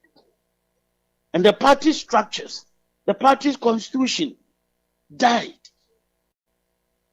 Asante asenwa na daso eye adwuman. Nipa bi a hijack party no. I started to examine how weak the party chair or team until somebody told me say we are indisposed. It won't mean enuma bebre. And eventually the family people and so formally ama ye nyina yati. But the question is, tambe no who say or you indisposed. Tambe en asade no shase. What na si kom sa party constitution no. The center of power, authoritative decision making in the party. And here in a constitution, you know the truth. Whether they have a sitting president or not. This is the crux of the matter. Until you get an impression, say the party's executives claim omu control. Then they are playing into the hands of Dr. Bawumia. Because the thank you tour was consciously planned to give Dr. Bawumia some sort of advantage over Obia Obepese, Obedi Ekunanim. It was intentional. They did that purposely. And no, obviously was going to backfire because of the Yedin Komoi party. A political party is not necessarily a public organization, but or serve a public interest. Because of that, the public also has a right to know what is happening in the party and to be able to also ask for explanation, analyze their actions and inactions, and tell Ghanaians what is happening with the organization. Omo Chechire Ikono Ama Dr. Mahmoud Bawumia. By counts because, and just one Dr. Mahmoud Bawumia, they have committed themselves. They have committed themselves. Oman Timi, I soliti Omuan Fi, the last elections, you know, and for that matter, Dr. Bawumia. The moment the elections came to an end, that was the end of an era. A new era was going to begin. And normally in the party's constitution, they will have to restructure the party going forward. This time, the restructuring, I'm saying it, because Okoye's report is not out. But I'm saying that the report, you know, and can say, our constitution, you know, our gaps, as a failure. I'll be very surprised about who put the report together. Because constitutions establish the framework within which politics unfold. So if politics in the MPP happened the way it happened, if politics occurred the way it occurred, and the outcome of last elections, hello? Yes, sir. Dr. Meteon Kappa. Good. Outcome, then there has to be something wrong with some provisions in the constitution. And one of them, to me, Bena, constitution, no demand, and I don't go to Otimi instigated the removal of the party's national chair, Yatu Abamano, through popular vote. You can't do that. To me, Bena, parties, this man, how do you call it? Is it the general secretary now? The general, no, the same person. To me, general secretary, no, if you have. And also, as someone, I want to say to me, no. And when me, I try to say, and there may be a while who had the danger or party no more. Also, a more. But and they should go into the restructuring, including some of these issues. And that's a common McQuine, Emma Dr. Baumia campaign under the guise of expressing appreciation to Omo, the party faithful to Abano, Omo Antuina. It was a terrible thing. And none adipin the crisis in the party. Until Obia appear, Ora Brana Champion appear, or your campaign, Ora Canada Japan appear, or your campaign, and nonna and some of the members of parliament. Yes, of course, Dr. Baumiasini, any baby, my kind of social media, say any baby, so also Ora Brana Japan has seen it. Yeah, any baby, so as I also Ora Brana Champion has seen it. This is confusion. 94.1 because the party's calendar and McQuine and Masani, the principles in the party and McQuine and my members of parliament are almost kind of the elites in the organization. Say one and also any candidate. 94.1 They should all go through elections. As I say, yes, secret. If they are talking of the potential of the party breaking up, it is because of these things that they are allowing to happen. They are themselves breaking up the party before they go into that election. 94.1 So this is the crisis in the party. The top-down approach, omunina I convince a panacea to the Omo family. Is that the solution to MPP crisis? I would say a woman. In the first place, the top-down approach, they will have great difficulty justifying it. 94.1. They will have great difficulty justifying it. But the whole issue is that the crisis are more. They don't want to confront the crisis head on. They are using other mechanisms to push themselves forward along the lines favor, in fact, explicitly Dr. Baumia. And nona Emma in their schemes of things. Homogidis a top down will help. They will have difficulties justifying it. It is not going to address any challenge. The challenger, a war, and he said, the leadership Nankasa have become political, meaning they are terribly biased in the management of the organization. 94.1. They have allowed their interest to control them, so much so that they are ready to destroy the party. Otherwise, they should not allow that developments now. They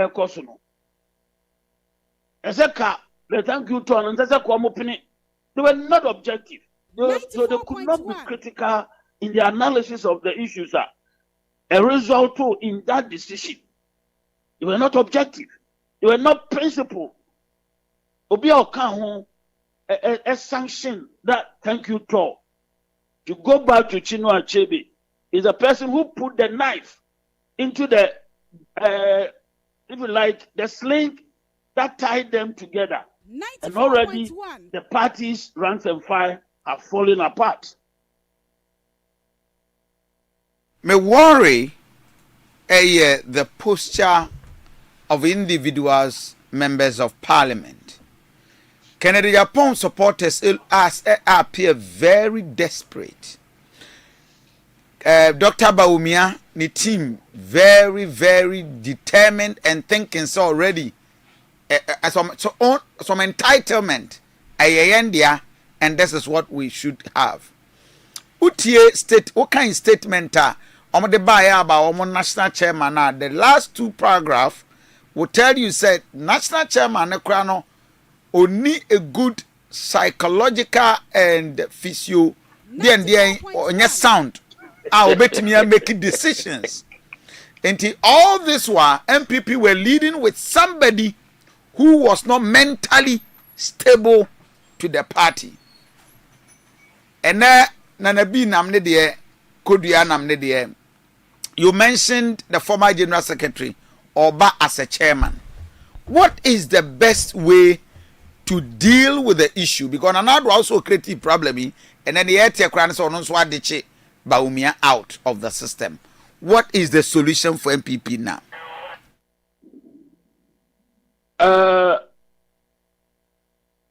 Professor Michael Quay's report.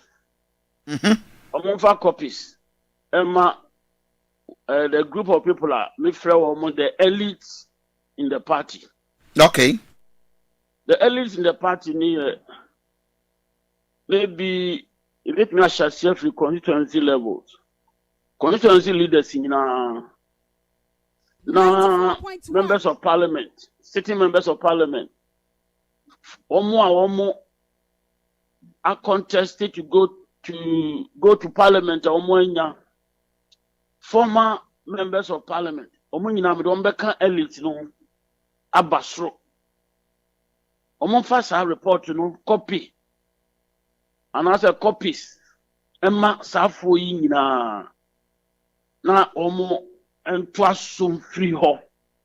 Or how no 1, the party's constitution, 2, strength and as a power and authority.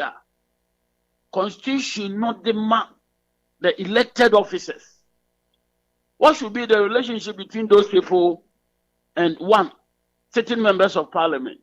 2, if they have how do you call it, a flag bearer, 94.1, the constitution should define that relationship. 2, if they have a sitting president, the constitution should be so clear and unambiguous about these issues, and no more and a decision making principles in the party going forward. A free Kotesa, a FIBA. Factionalisms, our party be but when you win elections, now you sue electoral power, state power, and the punish people in your own party, because in the primaries, man support you. Say Asante memoir, Nkiempunu wakonya, we a bad leader, we a mambo for, who say fear. All these are values. And that's how we normally infuse into the party. As at now, party the party lied to itself from the very word go. The party's groundings are weak, terribly weak. When an organization is that weaker, if free the party's constitution, if free the party's structure, if we how the structure works. 94.1. Yemshe who is likely to lead. We say Osha executives nina, they are doing everything in favor of Dr. Bawumia. From where you sit, is Bawumia likely say or be retaining to lead MPP now? Meaning the dynamics in the party. 94.1. But what I know, and I can speak with authority, is that Dr. Bawumia is not becoming a president of this country. I'm absolute on this. He is not becoming a president. No. Hey.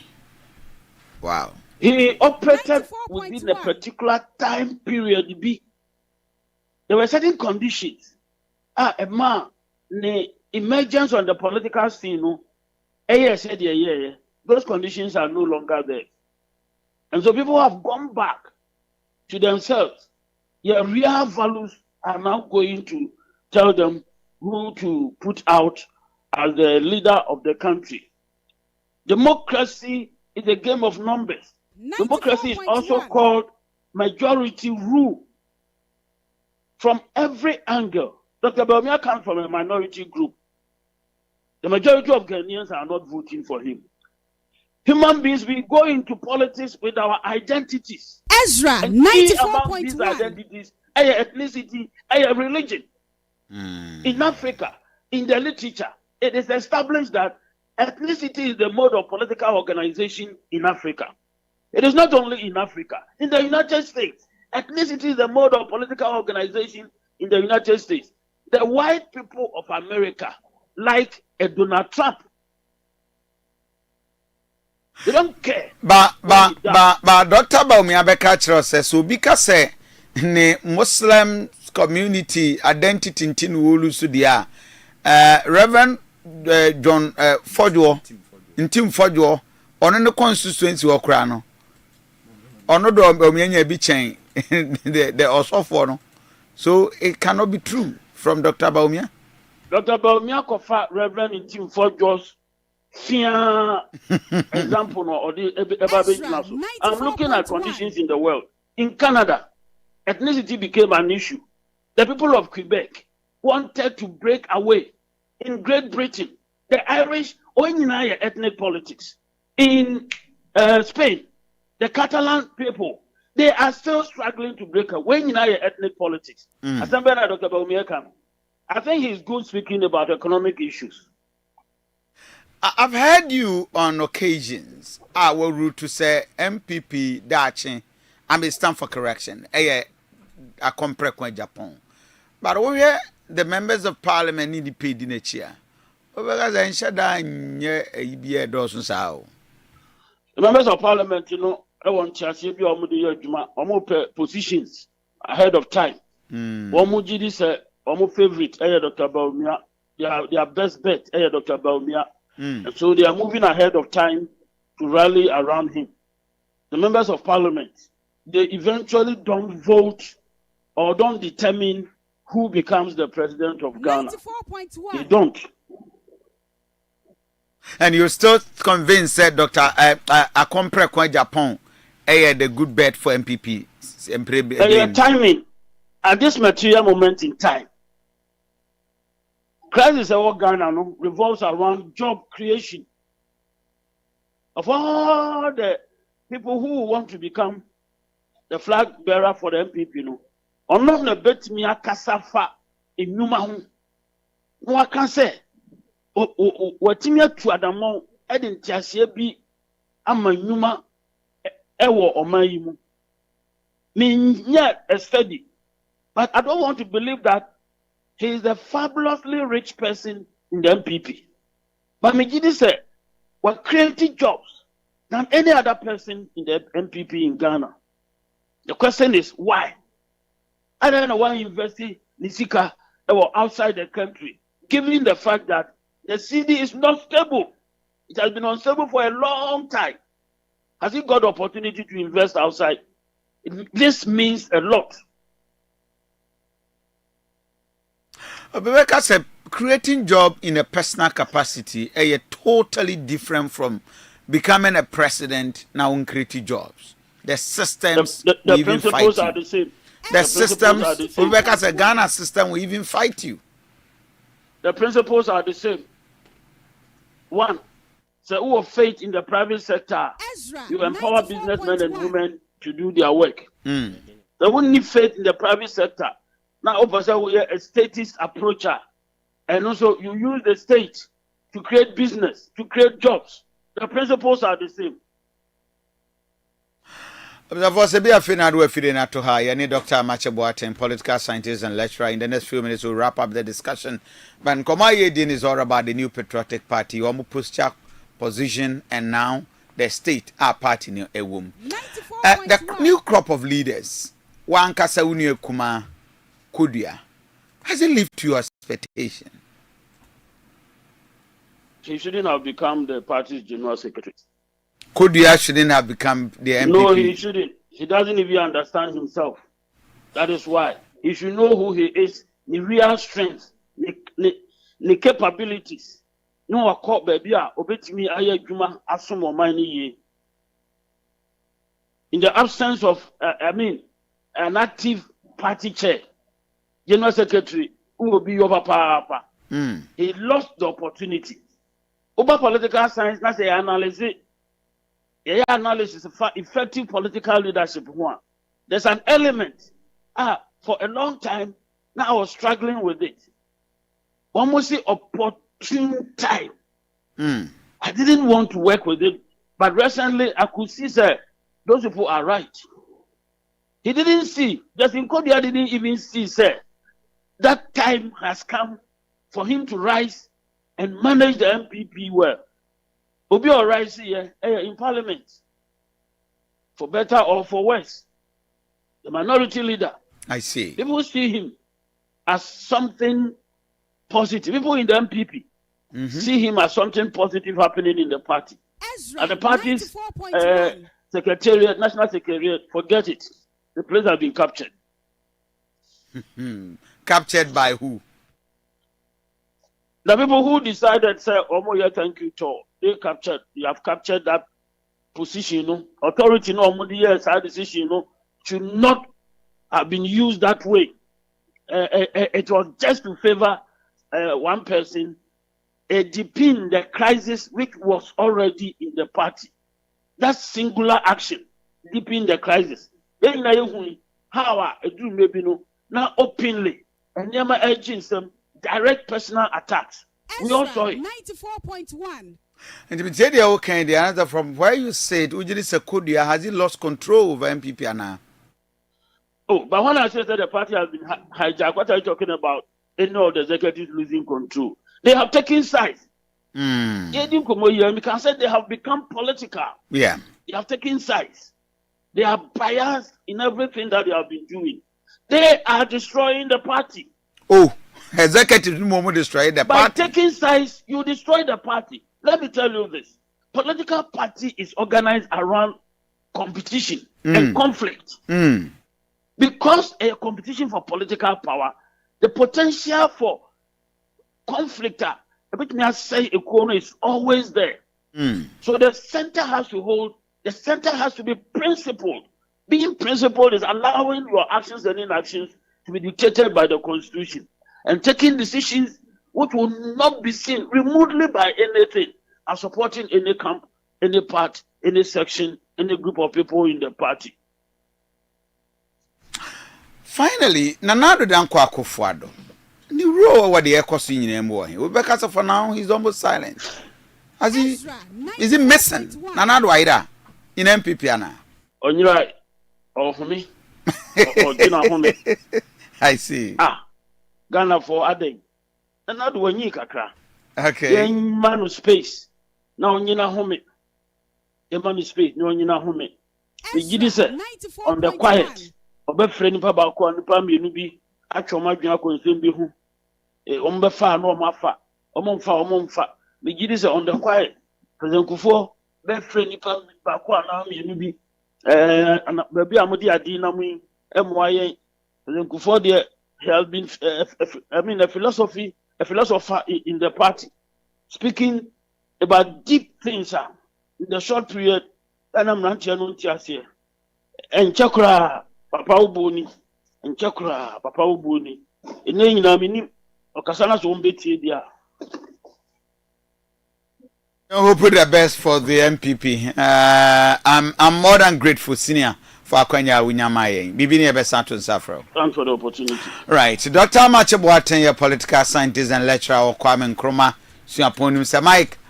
The description on some of the issues are very. Oh yes. One. Say one aspirant at me be a Juma. In the say Ghana you hear jobs for the youth. Or president with me be a Juma. You disagree? I disagree with him entirely. Okay. In life, in politics, we be ordinary attention echo. Okay. Obi se ma minsua de nyanum de no in governance na me fa meboa obi nso okay whilst I'm here politics my business Kennedy Japan is one of those people Ampani Kufo that Akufo say or resource no because in the party you must get businessmen almost betimi de musika aboa party no and Ken had opportunity to align himself with that into the first second Japan be adwuma no. There's no means of a president to be and there are also a lot of even questions you ask on a Juma Obiano. So how effective and a Juma Obiano? Okay. You get my point. Jumana Obiano, Jumana, Dr. De Casano, Numano at the same San Washington. A so needs out to the sense, or Penia, or bet me a critique jobs of a man for it. So for me, Ken is capable. Ni vision no and e bia de beka se bia Ken capable but just we bia adwumanti just o ye sofu nti no o de ne kokoye say obetimi aye o ye footballer nti obetimi coach team It is not true. No, football and to communist sports. Mark Okereku, Mark, I'm tourism. Enti e hono de ya nhwe e de na kede Japan de ba on board na analyze ya no mum. 2 ne issue of say Baumia free the minority side. Yenti ase say election omo na asua de in politics. By election a political party no and they play major role, not the individual. By individual Reverend my uncle for obi anim no. MA NPP. No Montoni ye. Obedi nkunim. Enti eye nipa no a party no asese no. E na omde nipa ne ko. Endi se enu nti na se enei makene Japan. Ana se obi ya osusu obetuma win election ba omia. Emfiri MPP nkwatere party on win. Yeah. Example is Alan. Major Mahama step down ne. Enka se no kwa ne boafu NDC. Ndi yen kwata ba ofro. No John Mahama betuma win elections no. His Excellency, on winning. Yeah. And a party no, and make you who you are. Enti, ye blame Sastika, blame say, Oko Zongo communities now. Oman to Abana and Farm Baumia because they don't see Baumia even to be a Muslim. I don't know can happen. But Yantia say, Stikala no Okano. The question is Hono. Baby, no Asante for one, and not Christopher no to Stikana. The question is no. Ene bia Asante for anasa kanfo bia no Christopher bia to mastika. Enti NPP problem no. E free subasi form. I do agree with him say party executives no there. Omabon. Enti oh yes, contest o mo kono. Oh yeah. Enka be ya. Enka hu nya kra say obi kwa be so okobio. Enti ma atata Dr. Chana bi da treasure no. Or president of secretary am so ho asre. Party ni be serious bia no. Oh yes, party ni be serious bia no. Including Miami Kodua. Kodua, you see Kodua oh. Me nanka be pade bia ma no. Say ka me mo nanka ma party na anya say onko bio. Nanka omra be di na. Omra me di MP wo askwa ana ho nto no. You want be Kodua keka kono. Say okoloko lusu a be ha dwen pa. Okoloko lusu be ha dwen pa. Na say Kodua bet me wini a. Na e bia ya Asante factor. Yeah. Say bia mo contest no. O he time man na de no a. Asante nim. But say ne position as a general because general secretary in the MPP Asantini ya Pamon Kwabreje Japan nom before that this the obey minister for integration before time the big guys who Sir John nom and I think we had a crop of me Kodia. I was personally for Kodia because we youth he has a very good persona and the background in the BBI we hoping say. But that's what ma kwai ma sabotage na I overwhelmed on him. And to me, Olusu grapes our near baby. He should be firm our decisions. He was intimidated. Intimidated, but you are the general secretary. By the president. Because you have the power. Reverend, when no, you see, the party no power. We are general secretary. Because NPP. Yeah. And she say a party no to the level say no one can say Osika ya de run a party no. Ebi no. Enti da bia no omu hia sika from aban ho Akufo-Addo and the sponsor omo. So Akufo-Addo tells them say Wako to aba ko yi this small boy. So on the general secretary. This small boy. So describing the general secretary of the party or no president to no as a small boy. Because a party a free power less than 2 months. No muntimi ntua national workers. Yes. Car. It's dangerous. It took Kennedy Japan to send over 2 million or so. And they come out. But say Monfanya later ba Umia on so kwa say awal Mohammed Bekan say ba Umia before election Eddie ska over 2 million say koi for 6 months pay near the I mean, so what were the executive doing? You couldn't mobilize and organize a system where at least with him say whatever happens, whether we win or we leave power, this is how we can go to maintain the party. When to me and MMD CEOs, Massa won't faska webra, won't fa webra.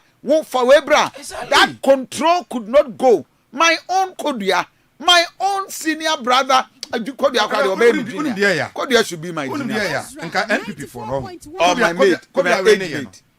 Age mate. Kodua in the 40s. I was expecting say party no call the second term. I like it to be Lusu. Yeah, mining companies our Ghana ha. Yeah. Your individuals are mining. Nothing can be before to make a say. You say your concession. Right one who. Yeah, mining properly. They just got to party no. Now rather be me issue company. And yes, rather say individuals no na mining. Exactly. Want to me alone. Let me money be good. At to her. Party nan kasan to me responsible man enyeska. It is our trans say. Party no CEO sunkwa kwa na me party no. Emfa, but what be companies? Issue company or we company or wouldn't say the party will be resource. Wouldn't say depend on the president. MPs. Yes. Yet almost 2,000 a month in support of the party. In support of the party. Now MPs no are normally 137 now. It is about 88. Sen abetia, sen abenya. So it will be 1,000 cry. Sen abetia, sen abenya in opposition. Enti me nim say party executives no. Now on be here will be a unso mo call chairman for a conference no. Don't be Kumasi Saturday no. Chairman for na ka kire Ejako say omosere no. We a fine gentleman a obetimi aye the national chairman. In the Oba national chairman ometo banama no. Oh I see. Oh yes. They look at his face and told him say one about Ejako. We are the best person for the national chairman of the party. And to drop your ambition as a presidential and come for national chairman. The national Niantoma. Ono so ya no say there be some of mujide dia mfa party na kasa nhyɛ me president. They are called the OKATAKYIE no. And Ejako will go is my main man, but he will go and lose the contest. Now lose the mienu nyina. In the media then can advise say Ejako nyinto no be national chairman no. No is a party from what if he love the party he must go for because see whoever is seeking to be the national chairman untumi that David can come do. Okay, we have Smith Dan Kwabute. Okay, no yes Smith unyobeko so a third yes second vice no second vice unyobeko you was Sami Crab want to come back the former yes yeah. Also unyobeko John Bodu enya obeko. So these no, are yes. So these are the five wa Smith the no kwa na dice kakra by four na akari na John Bodu untumi. So if John Bodu was a terrible general secretary, how come so between Baba chairman? But only choice. So now no say till list ebe Reverend say Ejako ankwa na koye untumi Sami Crab and John Bodu. They have no choice to vote for John Bodu. Exactly. Or better still, Sami Crab. But Sami Crab was on turn. He was one of the suspended exactly with Kwabena Japan. Yes, any afoku. Sami Crab. But on turn who ye. But Kwabena pedeng. Kwabena still no ano. Oba for president. Oh. Bra Kwabena for me, I think Senko unko take back the party. Kwabena. Unko the party. Kwabena mpe. Sena Kwabena Japan koye general secretary. Na Ejako akoye the national chairman. KPP is back. KPP are bouncing back. So, but we are supposed to be the president. Almost so munya. Some of them are so munya. They are only going to South Africa or UK. Or Bobo and Onwaba. Apekakra. So, but Kwabena so no. For voice note, Breme, how do you see the MPP? The cost to 0531 455 105 0531 455 105. I do see my yenya aboafo na fe yento aso but we are be din komo. Okay. I was your power specialist about hospital. I am ya no na wono the 9-time award winner at the FR hepatitis yadeɛ ho. Wadawro ma wodi ade hepatitis B. AC ana A ho na ade konwa tu ase deku ya ekwa emebiemu. Wadawro ma sebrebo na kese asene se de wo se eya focus special power specialist about hospital na wamo adro aye prostate enlargement me so nkwamo no akutia yade na ho ade aba fom a yade bia bo wa na eka wa 20 da bia no na hospitals akese ne ketwa mu ko power specialist na afiensia no na ohonto kidney stones no yade a wono betu ase yade haba tene ba mesa and the powder aba me show immune system support do ya haba mala medicine so malaria dro cough care haba mesa enso eye obo hyehyew awadro adoya haba tonic enso ultimate dia awadro no kala heba mesa so de eboa ema immune system no enya no support obenya bi ato ba bi eto no bia na emom no ye wo kwabenya ACP road no ye nkran kuma se feyi ase na abewe ye takrade your energy estate 0244 544 422 na ye ni komoi Semens Vital Heba Mesa and the capsules ya guy wo bema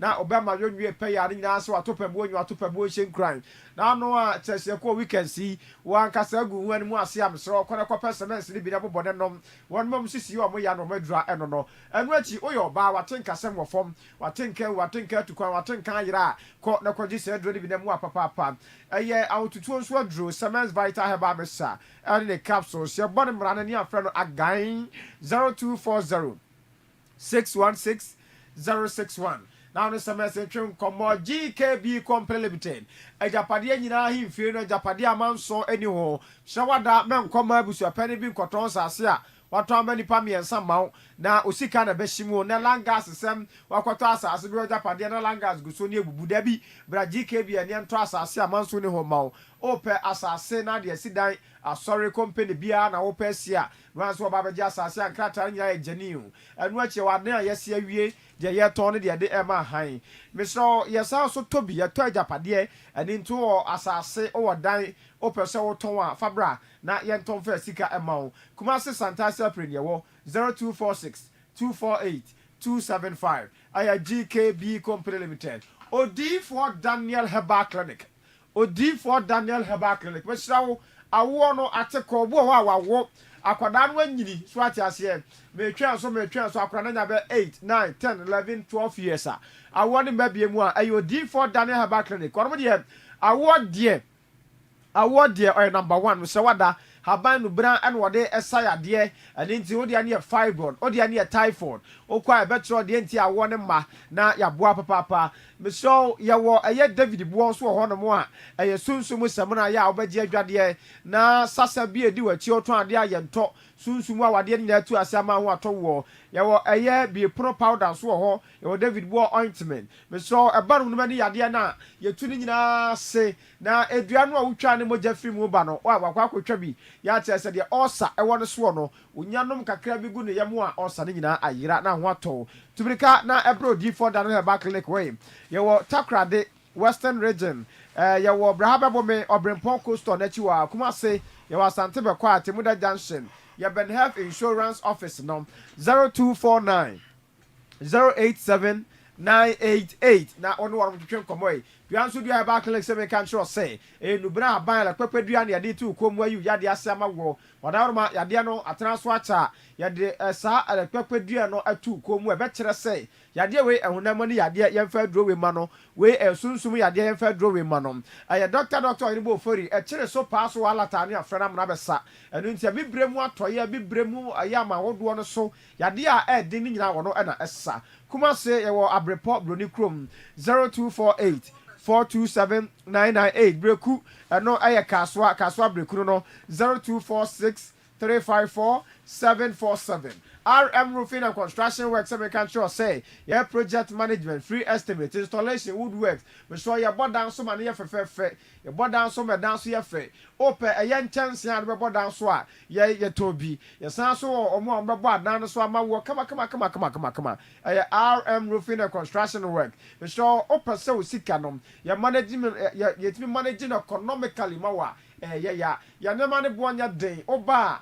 nema ne do so ya wo ka de kwa kwasiu na ya asan boso ade amawo yo edwo so se we kra 0247 248 275 Odomi Enterprise say wasi da na wie no misro siesie mu emu nkania ni nyina yo odome dia emu nkania ni nyina yo odome dia wadawroma the creative flights ahodo ope crystal light chandeliers ope LED fluorescent ope corner light street light wall light rob light electrical fittings dealers in home and commercial misro da fabra wasi da na wie awose ye behwe say da bia wo ya sa ba yusu nie we bebo ha we bekwa ni nyina ayo Odomi Enterprise Odomi nkania no na buafo FM so we show you Kumasi Aduma Jaba House 0208 727 907 Odomino no na omunwa papa Maliton aye adra ohurumo jamu Maliton aye adra timi yiyi ntirimu entire mu asisie entire fi abamu emoja chese emu apie emoja emu ayefi mesro bo no moja mu yefi a odware wi na ho hyehye no na no keka no otiti obi wa ne moja mu yefi a sansan ne begu no eye ma liton heba mesha eye koko akakadro no bra ene ade aye no bia na mu a boost support ne kama pa ebe san so ahuru moja ni mo atimi ama moja adu wi die ni mo furu sane ade amawo maliton ba bi eto no bia 0547 021-078. Only monitor train come Guambe Haba and Homeopathic Clinic. Guambe Enrada ya Guambe Aqua Jaba Sumoke Sie and Yasin Kumasa Gana Hegina. Ope a year best Haba Hospital. I Dr. Guambe. I am the Guambe Haba and Homeopathic, one of an adjust one sort of swam so and into homeopathic treatment. Herbal treatment, yeah, lab, trust scan, yeah, massage, yeah, physiotherapy service, spiritual counseling. Mr. Oba, ya dear beer tete war, typhoid, fibroid, a war soon dia, unamudia, our dear, oh, dear, you should from a one. I have gone Bay Herbal and Homeopathic Clinic. You are just so doing that 0241 587 674. Na our Garafa Herbal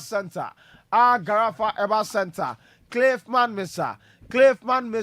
Mr. Wada, ayo sisi ya ya waposo jonku sasabro na mu anwoden Mr. Wada wo bema o sasabro nti wo so onum Cliffman ni bi na anwoden eba aye May Vitality stroke na tete wa aye Cliffman Mesa Agara Fiber Center at the Afba 0533 420-666 na jollof de obedi anu an jollof ken jollof papa de jollof ken restaurant ho na okwakoje jollof fried rice any akoko jollof fried rice any gizzard jollof fried rice any sausage jollof fried rice any aponche jollof ken restaurant Mr. Wada o di jollof no ensafuo sinchen ntunkum sobolo sinchen na chese wo de bobo wa de som awie office be tight afrey na yamfa aduane mra o de yanso be order and by 10 minutes na aduane no I ready e wa bobo anom kro from ayeduase buokrom anetafo obewuye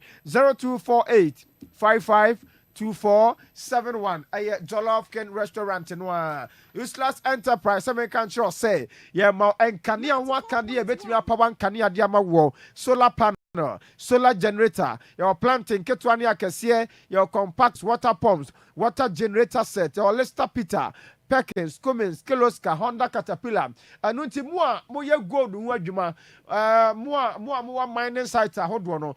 Mompe eye momfidia kese ni bi na momfa enya adwuma useless enterprise. Hotel for restaurant for mo per planting ketwa ne akese mo adumfo nyina monko useless enterprise ye. Na adum de abehuru Ghana de nyina sa amane a yehuru odum so no ano no enya asem ketwa. Mr. Useless ewkrabata dosom and crime. Yawo Adringano, yawo American House, yawo Baleshi, yawo Asaribotwe, yawo Madina, and yawo Adenta. Kumasi nso de yawo Ahensan Bonsuom, Kumasi Atonsu Kwaiswa 0203 005 498. Now on Saka Bintam Sokra, Right Angel Haba. Aya Dr. Auntie, Right Angel. Dr. Auntie can sure say, or the also relief from Lanwaba, and until Koya or Fasu 2 also Siano, aya Dicam, a bin CPM, Nina said just Waba ho, Mr. Also Transfer Finshabibra. The answer about Right Angel Haba. Not one more drama, what to war. Mr. Odiani Susu Yadia, who now we are dear Kwan Kwa and Kwa, Brian to us and Famau. Your chronoma franco in my 0530 248 485 and 0241 191 222. Now, Sativia Kabi, Divine Garlic and Divine GH capsules. Some can say the Nakuma Bon Tentem, the Shoku Tets and hypertension, diabetes, menstrual disorders, or yam wetting, which is your ya wapos, one name the ya, and then we are dear a Divine Garlic and Divine GH capsules. Mr. Robin Biato, baby, a tone Rubia 0530 172 086 a divine a Maja Saba and Spiritual Center. Dr. Emmanuel Japan. What's American sure say Koko na tete wa fifriu asisi wa wurawo Brian to ase prostate enlargement odian gonorrhea and now the near asthma odesia no atwera won so wakoma bo antantime asichire yade typhoid wani huna de yie mo jabro so a Imajas Heba and Spiritual Center ana meka for ade amawo sunsumu awade oto ade ayento sunsumu yade ye wo Kenya se adwumam 0247 508 184 na onse atimi akabi 10 so kra na Oscar Mark Boutique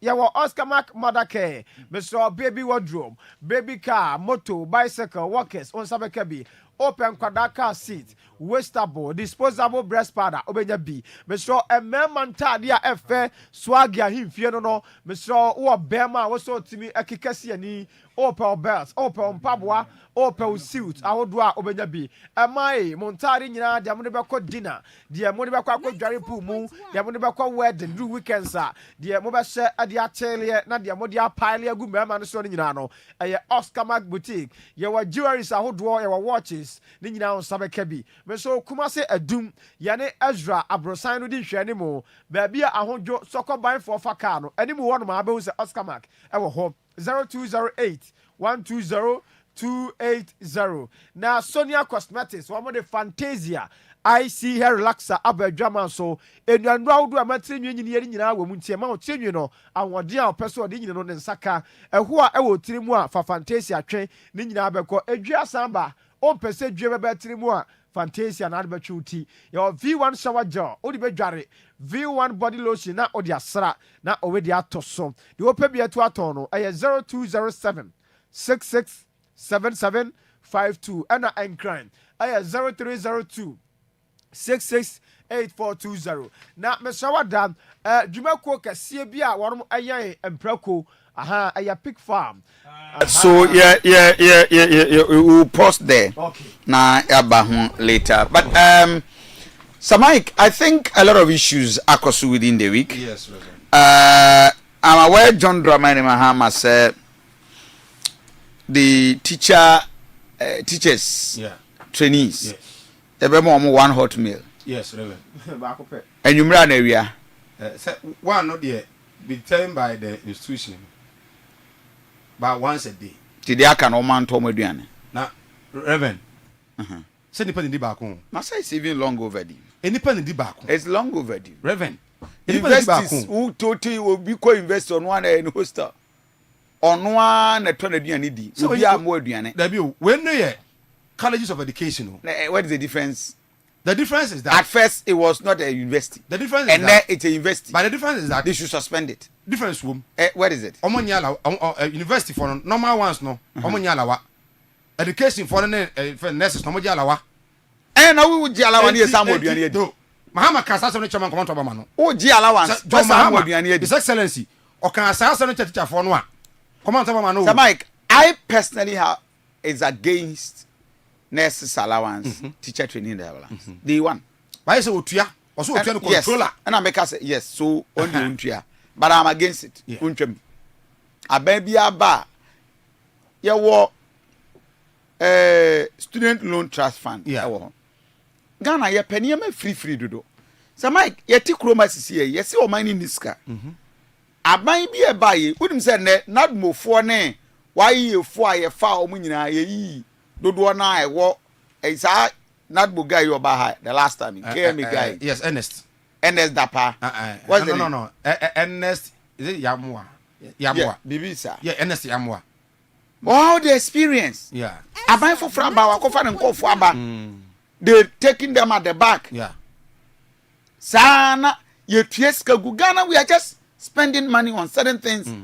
Anke betima ya de foforo. Sir Mike, tete no ana man from training college no. Nye no. Ompa de kire no. Ompa teach no. Me say tete no ana man from person be training college no. Okay. The concept of bringing back pay teachers to go and learn, all because people were not just ready to go. Exactly. It was not attractive. And I be university. Me ko university. Me ko University of Education Winneba. Yeah. And ko di 4 years. Yeah. Me ba be trial and essential exams. Ansa na ma ba be kira de. Yeah. Obi nko Teacher College of Education. University of Education. Yes. What is it? How do you call it? Colleges of Education. Colleges of Education. Colleges of Education. Na mi wi a ono nso abetro lansensha. Yeah. Ni ye nyina akọ classroom akọ kira de. Wo be ma ni panel allowance. Yes. me oh mama allowance what some man aduane adi or opportunity so sarge loan ade Reverend say a choice. No, I now you try your family. You may apply any family and come and call. A choice. Do you know many people who applied at Offenso Wesley College? Any Miami how do I am for one or ending up our winning back Cape Coast? Any Amsterdam. Reverend Tio. It's Sasena because T. You see, let's put politics aside. Student loan, yan reinforce it. MPP buy omu ye niye. Dr. Baumia, uta kwadua in America, wababa ye student loan attractive with Ghana card. You just go to student loan and take your card. Dr. Mahmoud Baumia, let's give him credit. Student loan, or money be attractive. And this buy so so twaso. You just needed your Ghana card. Now the call. Won't cover where you assume a see benten kwabrane ma Ghana card you just pay get your student loan your other guest fund other scholarship near the idea who students at the universities or colleges of education they should go for student loan. I mean what kind of behavior is that? You see me know what you are going to say you chama nanki you chama you chama Mahama ntimi ntwamu tio say sasane John Dramani Mahama ontimi ntwamu a adana nuane omudi no bate so baako wo say na free senior high school His Excellency catch the Ghana for say teacher for hers no enya sika no at hand a omo an nim de adwabo so for de tikrom for bedie and na was say memfa sika na sama mo biewo be sika no ko akoto said na MPP for ye no no ano. You know what happened? We on bar first. They gave the money. Yes, no the moment. First 2-3 months yes. for the heads. But some Ghana how we like abusing things. Heads ni bijia. Ni amana yeso omode to bibiri no. They don't buy. Reverend, where is the evidence? Oh, yeah, the ministry should provide evidence. This schools need also over 900. They hear say 900 mon for near man quantum. Ni local food. Ye nyai makra no mane sa ne ma no mko krakra fi China e ba ne ade ade no yem to bayire ko to mire nkogu omo ho wo mun di enkomo we no ho what you say enkomo we no yes 8 years no position a NPP for AFRIFA no is Asante John Dramani Mahama hunu say enka say any say you those things those cheap political thought now what did you to me we ya and I would down there I am against it because you don't come and deceive us win power. After power is given to you, you are doing different things. You should be thinking and know what you do. I know I agree with you. But in principle, TMU, in principle, what I say, what they are campaign, Eddie to me, a act of bad faith. Now, so Sana, come out and apologize to us. Exactly. And let us know the reason. And already I agree with you. But for me, in principle, even before campaign, whatever, one, I am against nurses allowance. 2, I am against what friend is saying. I am against teacher colleges allowance because one, this allowance must be made available for people who need it most. And it's a school now. Beyond a teacher training allowance, young make it a policy. Go to the bursary department, apply loan. What you say? Young pay way to define. And look at interview kakrebi na abani yeden into amount. Na yen first kan nya de foforo.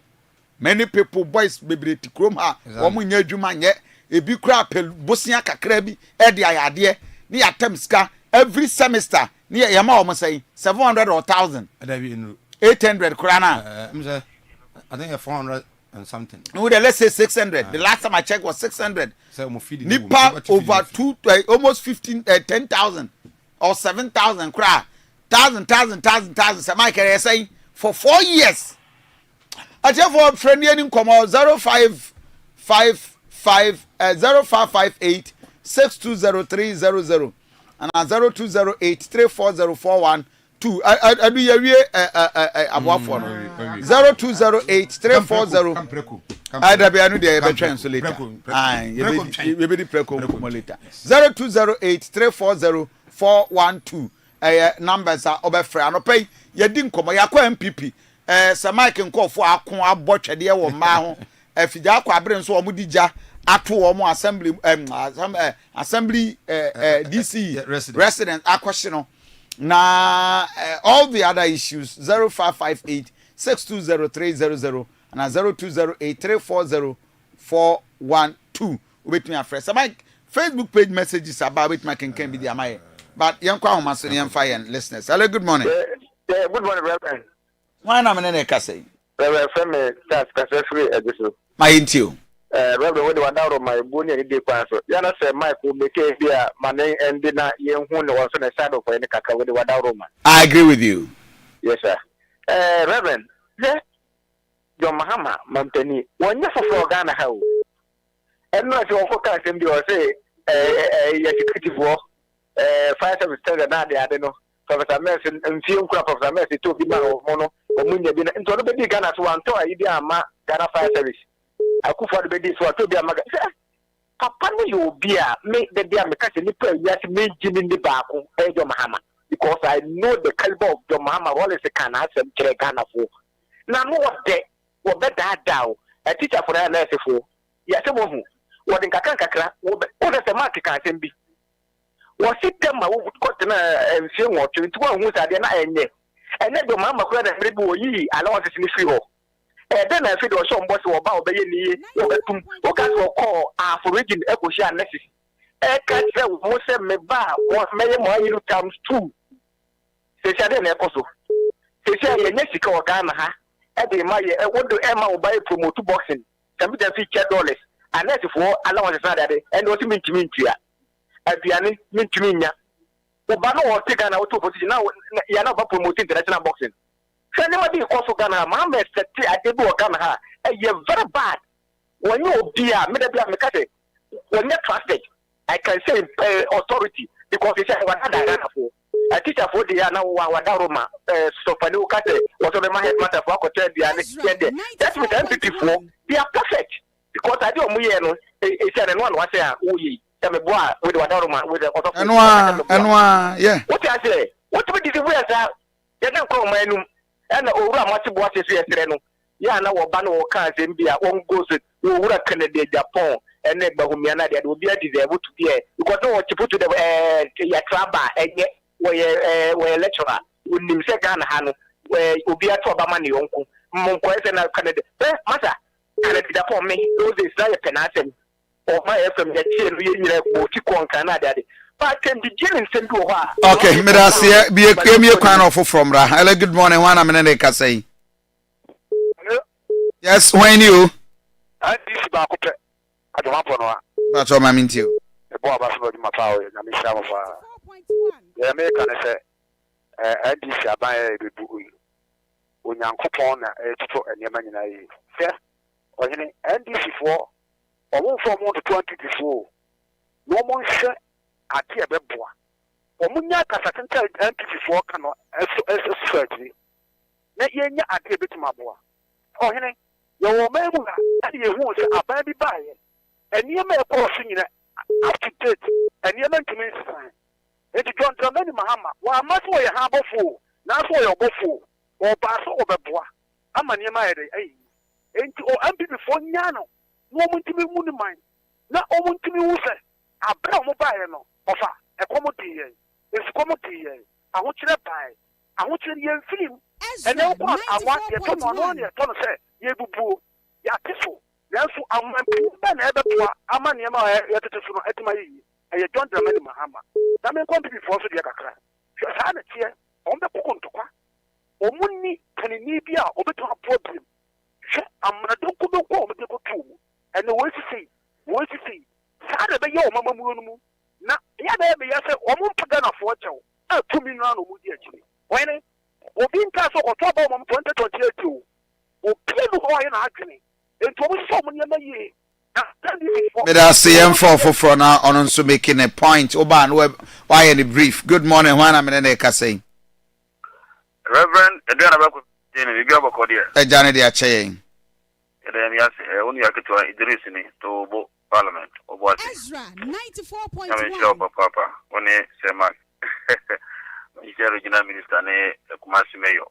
So, Ama, Masimu ate kama kozi enukwa sampanzo ba usikwetia ndam kuruma zede okuntimi how yambo onabuzuba ne vija misaba so mo ya de na the American say MP4 me say omo peni ba ko kan wa say they say there omo horo ya na say omo boda na so ansana omo sidan no so na ni nyina gyan say omo lusu no popo bilibili na aka wo mo si ana nam so ma say omo asinsu ayi afa obi o say onam su ni ko na ahoma ko na wo sum ahaba ko na wo sum mo bi because I'm more papa na eba no Kofi no kwasa pa ne ga ni bia ni tua o ga ni bia ni tua and then I can say Ghana for ya ba afena ya to ba ya ho faso because as ka said I no say Ghana they forward ever backward never if bia so come forward ever backward never na say aba bia ba ye ni ma na yakọ ye me yachi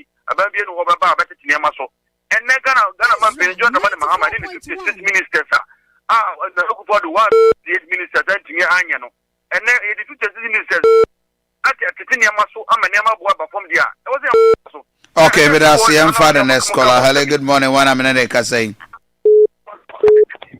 hello yes sir good morning Nidiani Kofi controversial man mamicha next script tasoba obeduma papa na machia appear study obi obia nyamisha appear study Kofi kaka ma kan say president Mahama onim dia no wa kese same because teachers no this kalma omo Kofi when MPP opposition headmaster can quarantine was how withdraw no enti was withdraw no say when buffer stop said na that me move from so sure I will so ya ba no aba what you say before you had that compared to come last 4 8 years no by 2016 and was a because before anyone came and I'm come to school for say me the bama because some culture can be your brother some can pass but let me before the problem for we must come at you to go one year do na but we are over been to also quite down what is guy Kofi, okay, I'm father and scholar. Hello, good morning. Juan Amene Kasey. Good morning, Reverend. Yes, sir. How are you? Ezra 94.1. Minister Dr. Frank Mwakafe.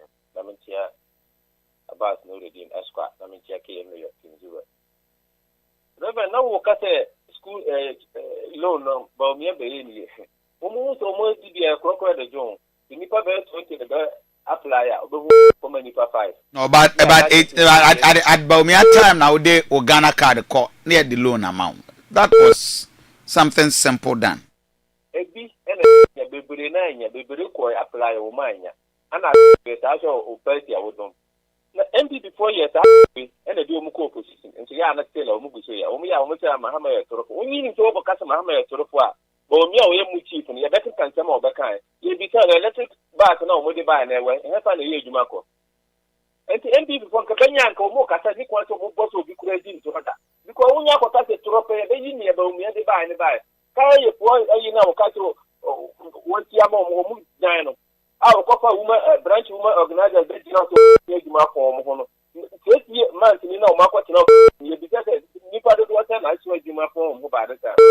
Oh. And then drop for the moment drop one and say, when people no communication, to be a troop. You call your father and Pamodiaba. Okay, but I see I'm father and scholar. Pacho, we didn't be AFRIFA. My brother, from Hunabani. Okay, mammy, you. First of all, we say, President Mahama minister, the teacher for the MPP for. Now, I know the teacher for the MPP for. Ezra 94. Aba no she boss or the second best teacher for sana. Then the teacher for no say and the question sana was there. No so into the home. No, why you not talk about candidate. Let's say no Ghana politician ni bakwa na no da. We president Mahama from any. I'm not ready to me. Na you want some so you be just so buna kan that. Market on the wall. Ezra 94. Why the son of ma or the sumo ni sunko who jana ni sunko. So let me know you. Kwa sana ba ka say. ne ka wo say what is teacher for no BNPP for na no say Ghana teacher for no say mo na for what are you talking about?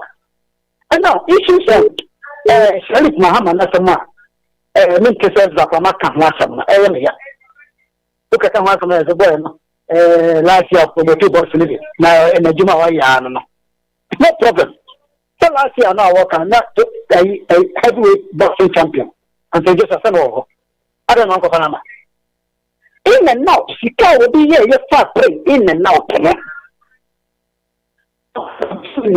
what can mean is Chicago and when Chicago a former heavyweight champion of the world you can say to boxer na nado iba ana kokoporo to boxer ka ona ho ka mo de na hanga ho ba tano ana se sen se ko mo Ghana ka mo na ho ka na ho ba tano na ebe do ya ginya kata so na me say so that why to say insane so that to say insane we dey dey okay but as I am father Nescola hello good morning one am na ka say hello good morning Pacho within the AFRIFA Pacho your family didn't take work Mama into with the population of Canada the Swato now Reverend of Kofi Asante Israel and Iran Tokano we Pacho mo ko Ghana ha na da bi wo mo nko ha to ko mo ta ke bi ta Muhammad ne nko ko Asante se e dia ho tere ba mai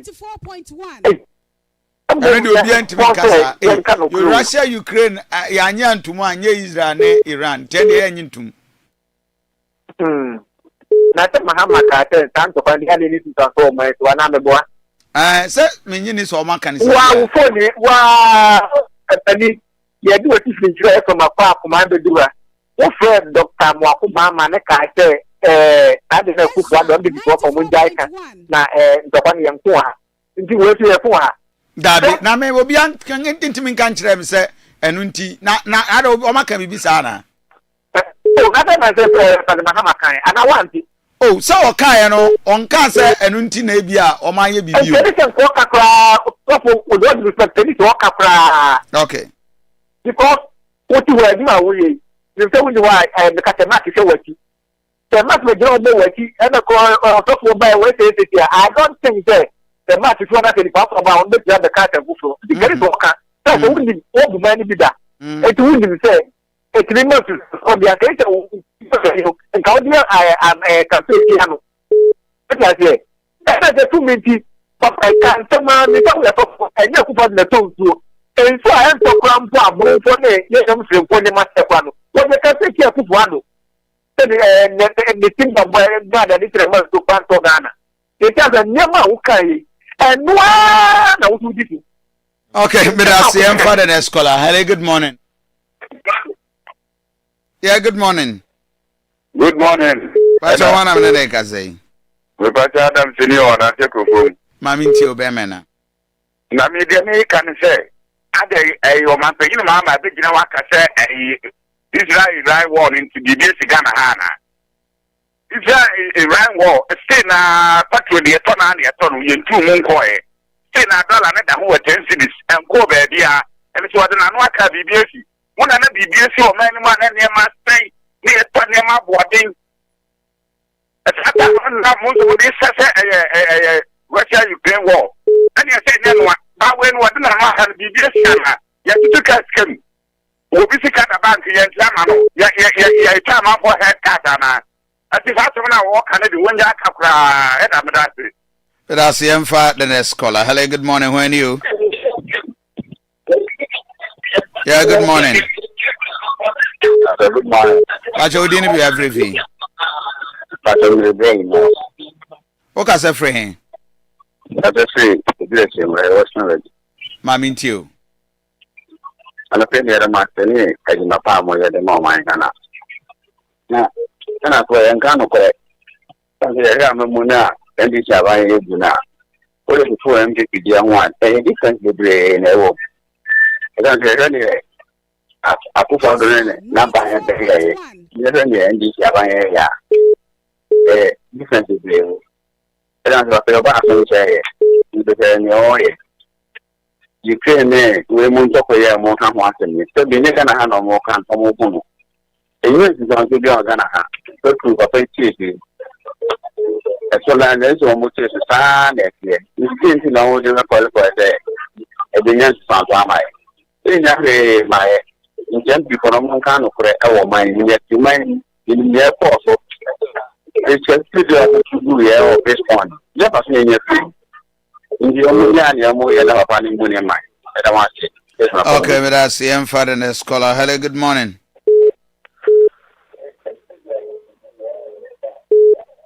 Hello. But we didn't be AFRIFA. Yeah, no offending. Can you tell and train back up there? Kejetia, mete won catch it. Ezra 94. Me say ho. Na emergency ajuju omo 3000 ni ade o Kejetia. Reverend, eni me ko to Kejetia ni se mo amem na mo amampani for mayor ne regional minister for Ankedia. Ne Kejetia and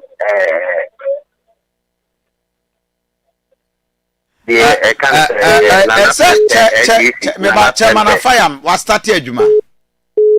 And I honor I trust him so bit me at the near Meguaquemunti. Message Yamre and I know you're going on, but you're quite why you did a cacanti, and I beg you, no, any Indian community, a veteran, said the course work again. Reverend, and what you can't take in the direction that you will take 30 to my name. And yes, and 20, and say, oh, yeah, my pet time, nominate a fireman. I know he's a very, No, I am a very good guy. Our fireman is a very competent guy. But I said, some boy, my info for phoning in Ansia, I mean, say, baby, great chunk, I'm more friend, unfortunately, went to me, I'm friend. Ma, yeah, I on for a very quick commercial break, but. My big congratulations to Miaminia Kojobosu. Kojo has been appointed as Ghana's ambassador to China. Yes. The People's Republic of China. China and Okro. Yes. Okro, I'm into the phone. You're Kojobosu, China for no. Okro no. Don't have some bagana. Yes, then say. Yeah. Emma Onkoye ambassador of exporting Chinese to Ghana. You see, Mahama is very strategic. Kojo is a business minded. Yeah. And the whole world now, the business is centering on China. Yeah. Kojo will do a lot of impact. Okay. Kojo Bosu, I know what. I mean, that man is ingenious. So out of the 59, I say no, or no, if Asante, you know. For now. You know, no person. For now. Asante. I was waiting for Miami offer. Sapon. I didn't agenda be a moon, Reverend. Agenda be baby and never knew no. Some of the Chinese agenda be yeah, Manu, because why agenda be as I may now on for a quick commercial break. Here by Vetrans. I Ezra TV, Ezra Radio. Yeah, the original YEA boss. Yeah, and I'll pay a exclusive interview. And to me, you were feeding him free. Baby, here.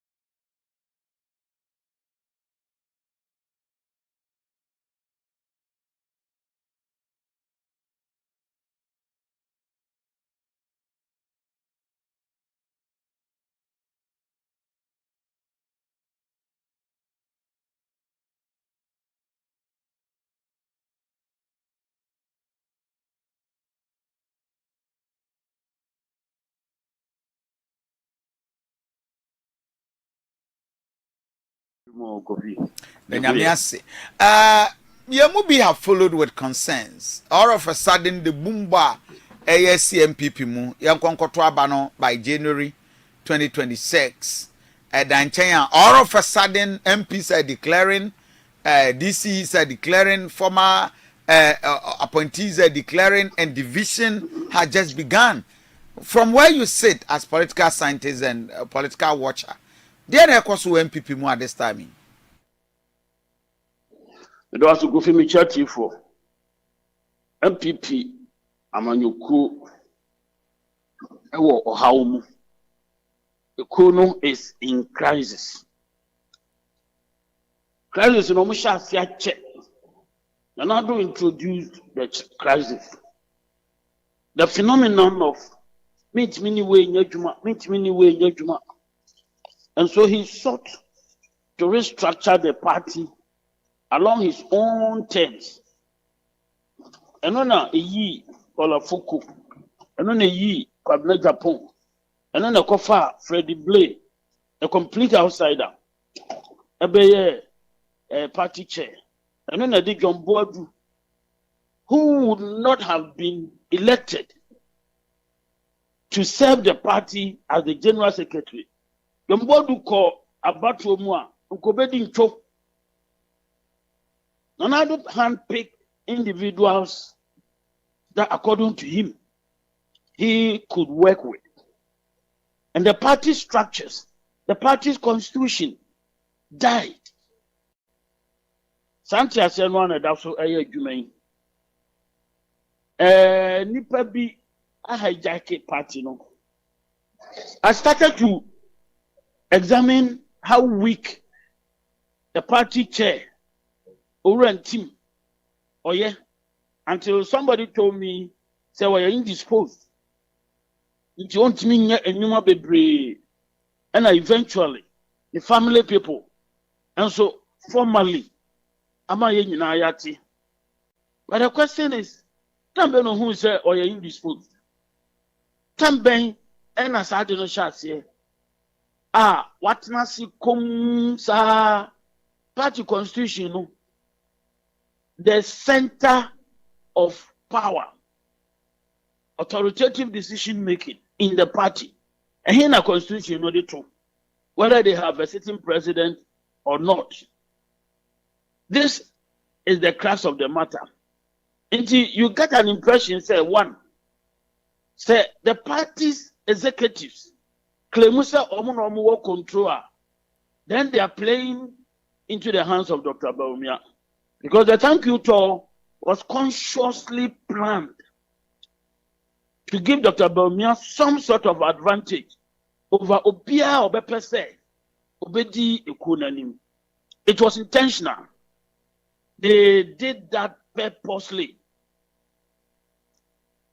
And no, obviously was going to backfire because of the Yedin Komoi party. A political party is not necessarily a public organization, but or serve a public interest. Because of that, the public also has a right to know what is happening in the party and to be able to also ask for explanation, analyze their actions and inactions, and tell Ghanaians what is happening with the organization. Omo Chichiri Ikono Ama Dr. Mahmoud Bawumia. By counts because, and yes, one Dr. Mahmoud Bawumia, they have committed themselves. They have committed themselves. Oman Timi, I soliti Omuan Fi, the last elections, you know, and for that matter, Dr. Bawumia. The moment the elections came to an end, that was the end of an era. A new era was going to begin. And normally in the party's constitution, they will have to restructure the party going forward. This time, the restructuring, I'm saying it, Professor Okoye's report is not out. But I'm saying that the report, you know, and can say, our constitution, you know, gaps, as a failure. I'll be very surprised about who put the report together. Because constitutions establish the framework within which politics unfold. So if politics in the MPP happened the way it happened, if politics occurred the way it occurred, and the outcome of last elections, hello? Yes, sir. Dr. Metiwon Kapa. Good. Outcome no then there has to be something wrong with some provisions in the constitution. And one of them, to me, Bena, constitution no demand and I don't go Kufuadwa. Otimi instigated the removal of the party's national chair, Yatu Abamano, through popular votes. You can't do that. To me, Bena, parties, Edema, this man, how do you call it? Is it the general secretary now? The general, no, the same person. To me, general secretary, no, if you have. And also, asɛm a ɛwɔ sɛ yɛtumi ɛyi ano nti wɔamienu akyerɛ me sɛ nneɛma bi wɔ hɔ a ɛho hia dendenden wɔ party no mu a ɛwɔ sɛ wɔn yɛ but nti they should go into the restructuring including some of these issues and say kɔn ma kwan ɛma Dr. Bawumia campaign under the guise of expressing appreciation to the party faithfuls na to abano antu nyina. It was a terrible thing and nonna deepen the crisis in the party. Untina obia appear ora brand champion appear oya campaign ora Canada Japan appear oya campaign and nonna and some of the members of parliament. Yes. Of course, Dr. Bawumia sene any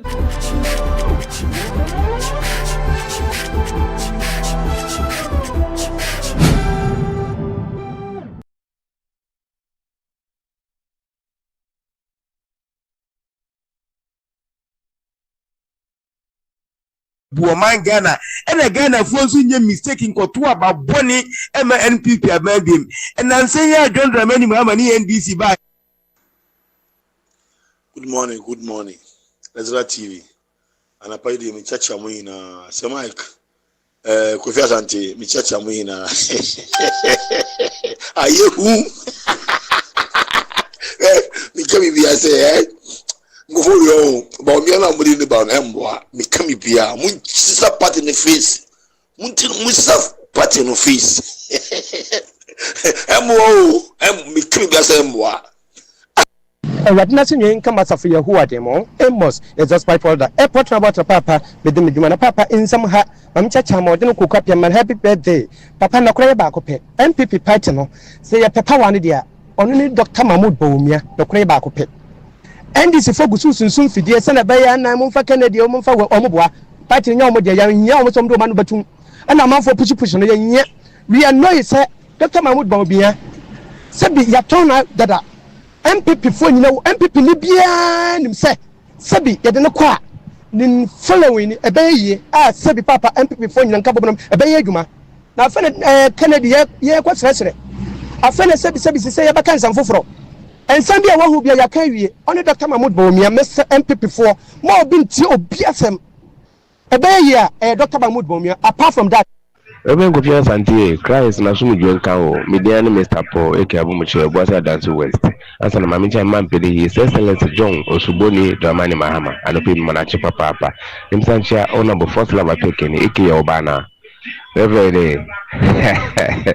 and the MPP party de egunu yana. Yebesiye no crowd kame 2028. Mina mekame chilewo. Abu biya bewa wapre. Nti mekama cho please say.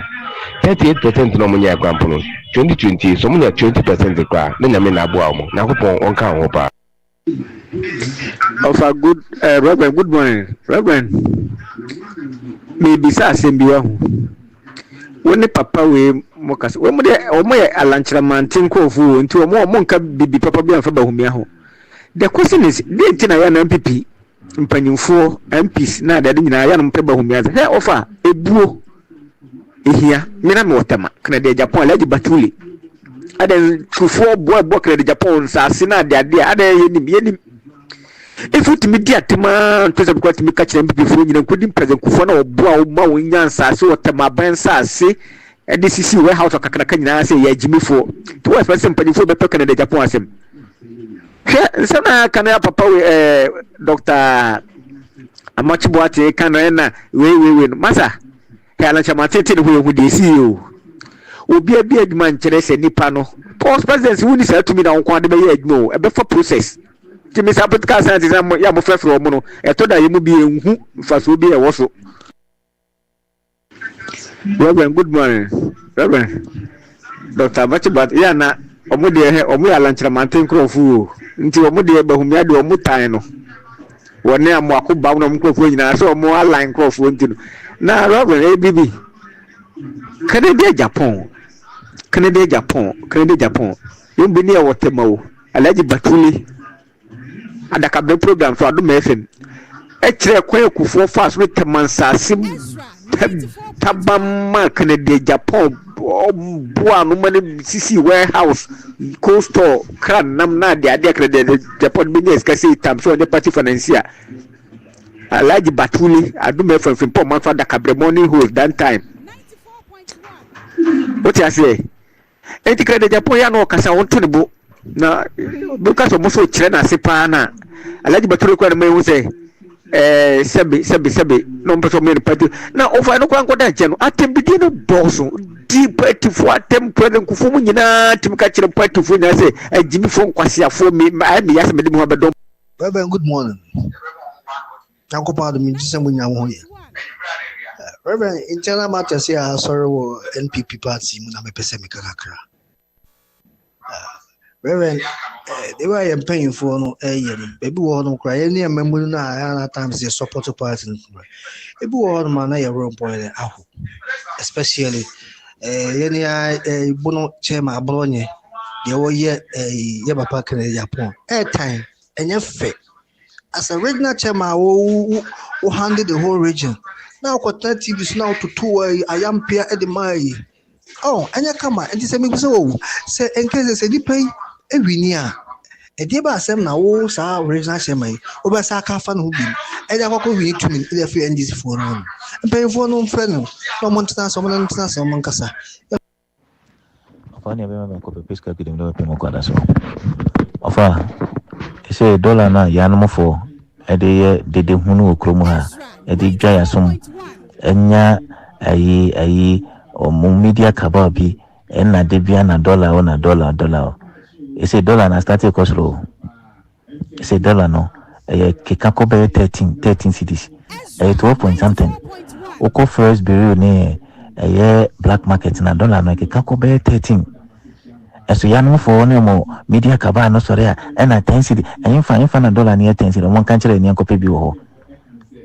Enfa na dollar no so mo say 10 cities. No mo kan kire ne nkope bi ho. Eso di kontompo. Uchu an kontompo e mo so for ira oda bontin. Todo omonyira mo amamo fun tantan na ebu aka mosimu we amamo wona se dollar ba for my se na bibia bo kosoro bibia bo enam ayi kosoro omo be di to cement aba 82 cities na cement na nam he e wan fa onkita one right ebusa for Ezra TV Ezra Radio emamu nyina akwaba edika kachira mu se enanope we have exclusive interview with Asante Regional Director the MAM Youth Employment Agency Seth Atanga Ofia senior mame mo achiano pay na bibia bokode and I think congratulations will be in order because after your appointment I've not had the opportunity to meet you. Thank you. Right, so Wazumi office which month? February. Oh, okay, so you are almost 5 months now. Why? But I've always been with Huawei. Oh, okay. Been for 16 years. Oh, okay. And then you are almost to 209. Then 209. That time was Jida or? Yeah, it was no. NYA. NYA. Yeah. Okay. So you are almost equally as the guy I'm somebody I call. Achuman wabi just south or rise against him. Yeah. You're one of your guys. Yeah, me cosmate, me fantasy. Oh. Security service workers. Yes, cosmate. I see. What has happened to that issue?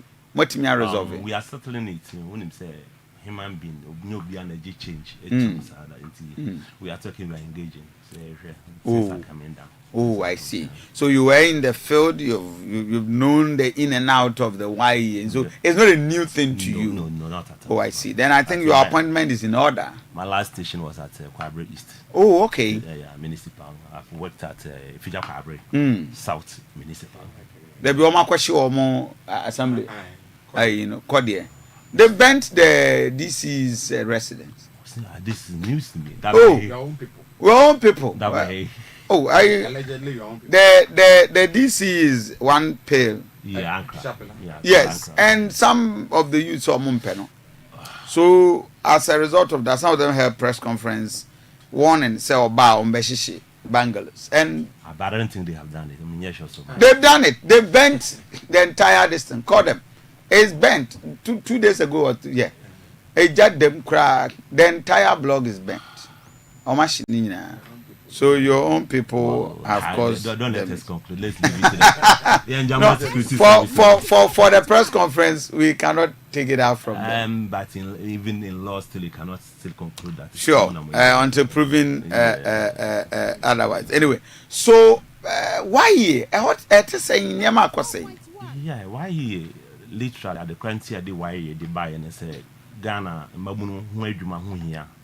If you manage youth unemployment, yeah, it can cause it is more or less a security threat.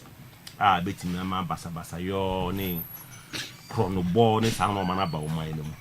So why is literally there to my public steps and into more permanent employment, yeah, more temporary employment in our bundle. Said they will be running for 2 years after that and exit or more. I think we'll come to that. We have exit plan in place. Okay. Now, yes, so that after 2 years, where do they go? We'll work on that. And I didn't saw her or in here. So be quite no be a juma but or Hansan Juma. Okay. Say Obesia who say one also a Juma way in Macosia barbering, Macosia dressmaking and all those things. No, so yeah. Currently, one bus our model now, Asante Juma. Yeah. You started back TUC Hodom Disability Hub. Okay. Oma said we no Oma di dem kakra no. Ya 5 best 88 and you training or at the palm knitting and all those things. Anything fashion. I would like you to visit them. Oh yeah. Nice the last time I'm here there's a launch commissioning. Yeah. I think I saw I have one of my team members on mobile and it was very great. Okay. It was very good. So currently models do not I'm running. Well, we are doing about, I think this year we are doing about 6. So yeah, 6 or 7. Running you through now. Yes, we are doing the ABA portals and it's here. We are babuno when you want to apply a community police and fire service assistants. Okay. And then we call a portals so I will hope. Yeah, they can work abroad no Baku. Ezra 94.1. And also currently is running the visual support, the visual training assistant. Nipa yebefe nipa ma o maye adwuma from home. Na bosumi bia na atua you are visual support assistant. No, visual training assistant. Visual training assistant. Yes, please. You work from home. When you answer best or shut at the question. You work from home online. Online. Yeah, they will be running as they assign them to do the online portal. Okay. They offer visual support. So whatever they ask you to do, you do it. So they'll be getting a good. I know so portal so it's running. Yes, running. Yeah. You'll be paid in dollars and it's weekly.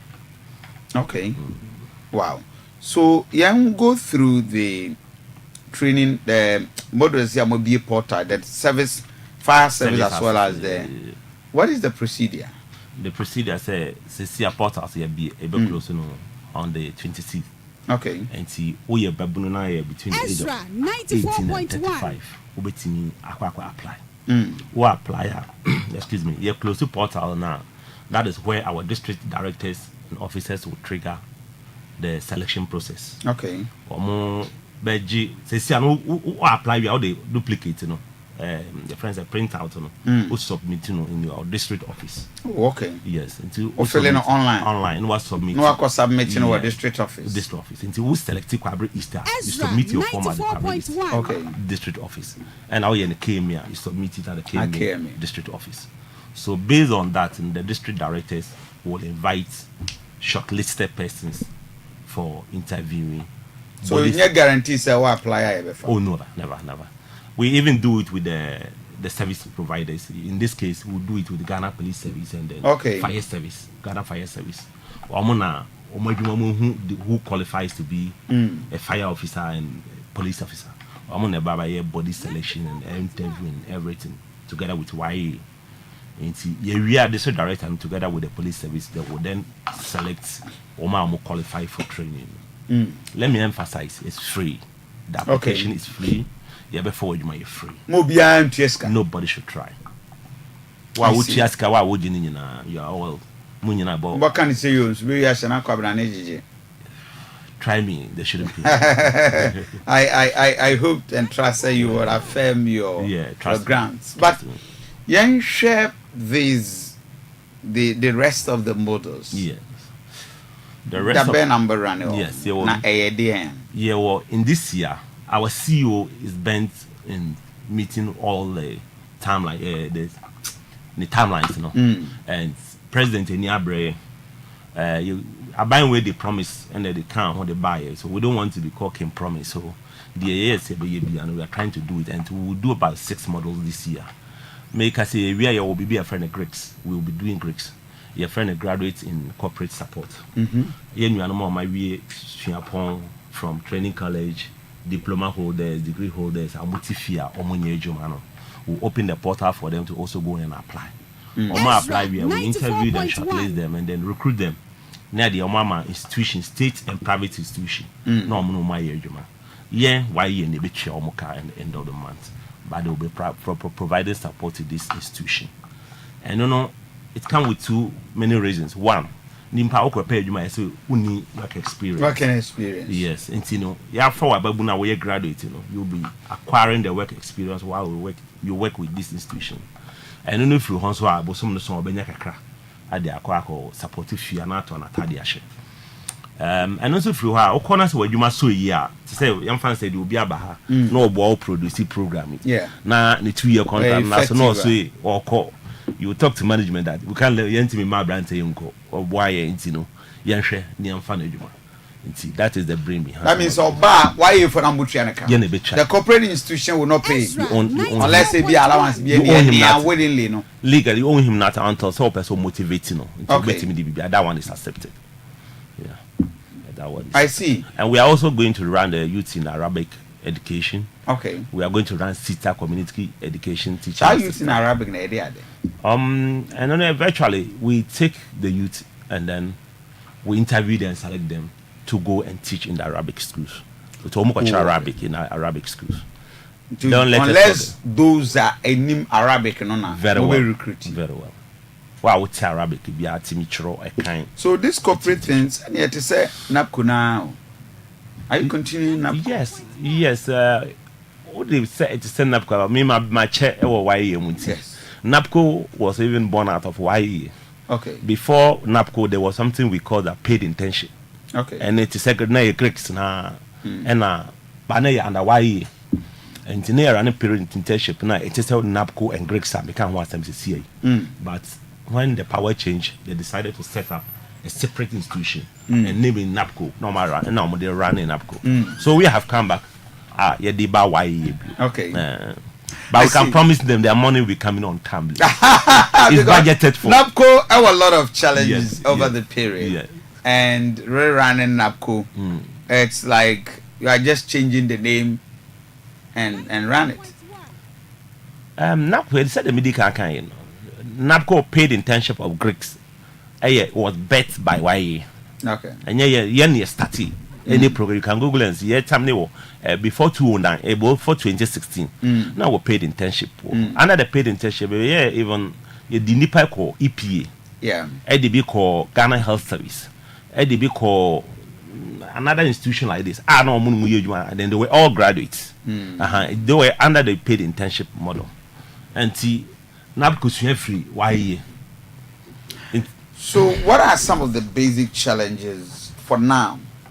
Obakasem identify as a major threat to the youth NAPCO YE seeks to solve it. Because every institution or a setup like this must have a focus of solving a problem. Very well. Problem Ben as you see YE more solving. We are creating temporary employment for the unemployed whilst they search on the job market for jobs. Say buying another public institution and a private institution to mean farm no one who say unemployed graduates in our country we are about let's say 1 million. You can't fold your arms like government or YE and be watching them sitting in the house doing nothing. And then the boom say let's see how we can hook them temporarily na mo mo adwuma bi nye twen say on benya real employment obi wo ha we hia public on here adwuma say obekọ obi adwuma makwakoye na adwuma but he has skill training enti otimi kire na 3 year aye hairdressing utimi kire no barbering utimi kire no ebia say dey see excavator ni those things na ono akasa bitimi akwakobo na brabo o hia obi so bechanika enti all these are something that we are trying to do. We are nipa na hia say obeba say bosombe so be ma me 700 500 enti these are the skill training and temporary employment and they are providing. The last time I checked, now you have cancelled the contract. We are not renewing the contract of Zoom Lion. Yeah. I've had a chance of reading through Zoom Lion contract as well as YE more contractual agreement supposed, so to speak, so Asante region or more prapra are they under you or Zoom Lion?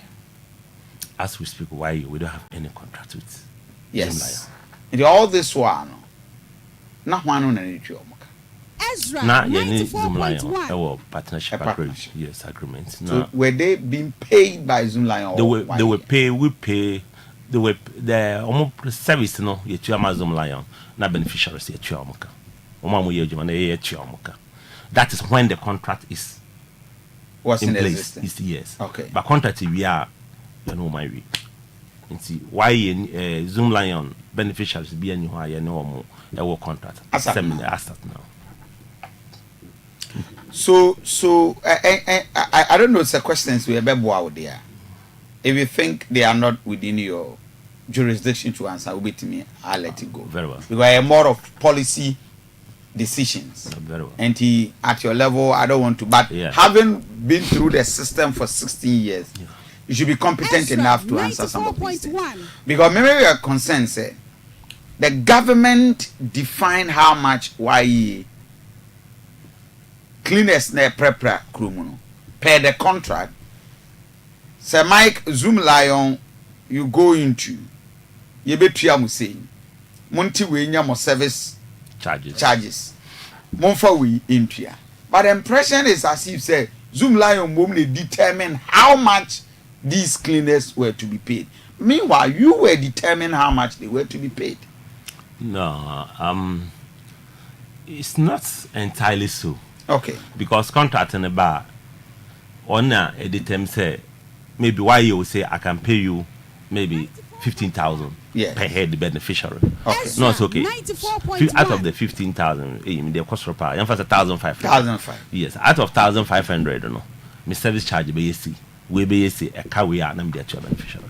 Yes. So you the employer, so to speak, who opportunity to determine say the Odema beneficiaries that component or not an ampatome because Kana or not for self-charging na e wo na wo de ma no e wa ma me 1,000 me say me the 500 ebeto me ebetua me fuel me supervisors ni ade ka me we a me the 200 enso be ye bia me security insurance ni ade 300 na ebe ka no na ebe metimi di atua friend is saying workers no bosome no omko Zoom Line na kwaji scan and say why you phone am dey scan ma wo the pre-finance pre-finance okay into ideally in principle no why you phone na say tua omoka ba munyanya scan tua yin ntino Ezra mekia munya scan na mo de ma dey aide abreme so why that impression says Zoom Lion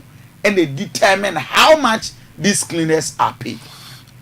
Say recently before now the back and forth on Zoom Lion uti me see you Mira Malik Basantari he saw on his his late father grave that Zoom Lion beneficiaries will no longer be paid that peanut, and that was within his jurisdiction. Yes, and he to was determine Samatum or Mintum. When you say he was ill-informed about Sanyama. No. Say no. They were who ain't a managing card or kind, and in this renew Zoom Line contract now. Say so you keep a budget. Okay. We can't overspend. Exactly. And he say a man 1,500. Yes. I say no maybe ene yi di twa omoka yes enti mama offer onye obi na ese yi di twa omoka enti ono ne charges no kosoro yes na cha say yes so beneficiaries no sika no so ye ketwa ye ketwa ene yenso so ye pese efa nipa bia 2000 yes ya budget yesi enti so ono na de ne die no mu too much beneficiaries sika na be ye ebekofo good enti no so ono answer no be renew contract no beneficiaries no sika ye de mo pi no it won't happen again good sika de man ma me ne nji de man nua ba na ne nji no wonhwe ema ye nchi o mo kasaska nti no ane sa ene and ka say okay me na me dey ma unto service charge no instead of maybe 700 out of the 1000 no bet me achim me ma 500 and that's what the CEO sought to do. Okay, it's likely say because the contract is cancelled. Yes. And it's likely say because Zoom Lion I'm told said they will bid. Very well. That means that moment the condition ba na Zoom Lion meet here. They meet that condition somebody about it's likely for Zoom Lion to win back the contract. Anybody. Ezra, including Zoom Lion. It's going to be an assembly. So now no more jaya somebody ma an institution assemblies na is here ebe take care together why but we still being service providers but okay. Zone country into maybe some parts na enye nipa baako and they run in we have 2 years with why yes security fire service because the young mrantie kru say wo mo ko wie kra and they should be considered for the mainstream integration. Yes. Obi edi mua masisi akọ for kroma fo ya. Omo na chichika. Yes. The police ifui. Community police. Sisi omo dwuma mo ye nyina omo na chichika. Yes, stop. Omo nyina so gyina cars ne bi. Arrested Ezra 94.1. So omo assistant. A community policing assistant. So if they are arrested under the instructions of the police, it is in order. The police be assigning no and obey. And the police is kwajena na hwe so be ampaki ya chino. It means he's authorized person to do it. Unless the police service are saying say omo yes are on their blind side. But let me come to the exit plan no. I'll come once after 2 years. Where do we go? I don't know. Sometimes time I friendly panel. Obi be Bible no kita SS. Okay. Na wanya FFFF. Yeah, ntimi nka say yemfa no. Ebi wa excel. You who so we very needy and don't forget say social intervention. Say bia wo hwe nipa na bra bom say de kwam de ne pa no. Nti na interview no. Wotimi say mitimi identify say kwam de wo pa say ne minority ho ya. I will take you ahead of you. Because you you say the babe boa ama income abundance and the offer sana the probability say the officer FF and the police for recruit on be fan no very low. Okay, I'll be so bano kita ABC and then now honestly this time what the CEO is seeking to do and is discussing with the various state institutions is say be try say be recruit the best and anytime they also want to recruit or falling on the young crop near form a certain percentage every year. And it's something that is going to happen. Okay. Yes, we have that promise from the CEO. So some sort of first priority. Priority kakra. Yes, yeah, kakra. Because they've been in the system, training kakra. Yes. And they have a basic understanding of the operations. Yes. And that is to also include that you must meet their standard, basic requirement. Their requirement. Yes. Ejebo se bi afi no agenda ye ne the regional boss Edema why set atanga na edin komo me da me ho me ba me be phone lines no ejebo you have all the questions me mom dey I think me the other do na no would not necessarily meet all your demands. Ezra, but 94.1. see you na nkasa and as a regional boss no ha and you questions bia pacho with me AFRIFA 0558-620300 and 0208-340412. Yaba, you can call and ask your question as we engage the regional boss for YE. Yaba sia.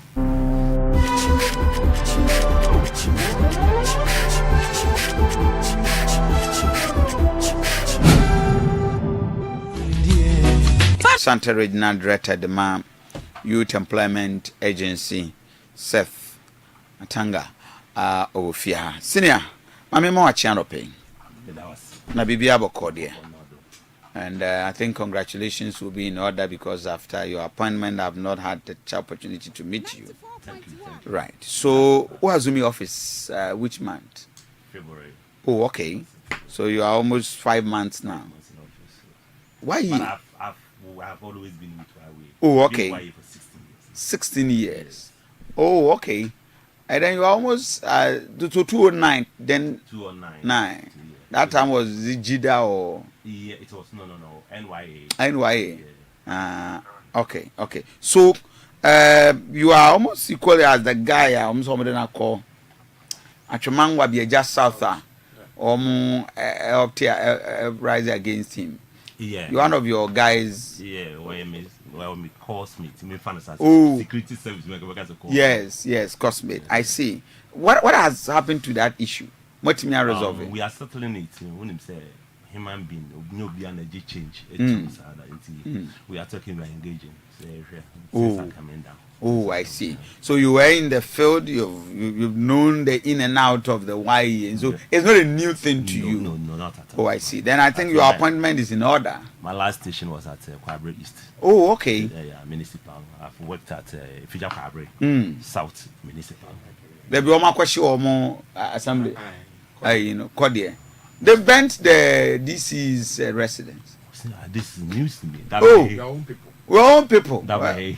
Oh, allegedly your own people. The DC is one pale. Yeah, yes, and some of the youths are Mumpeno.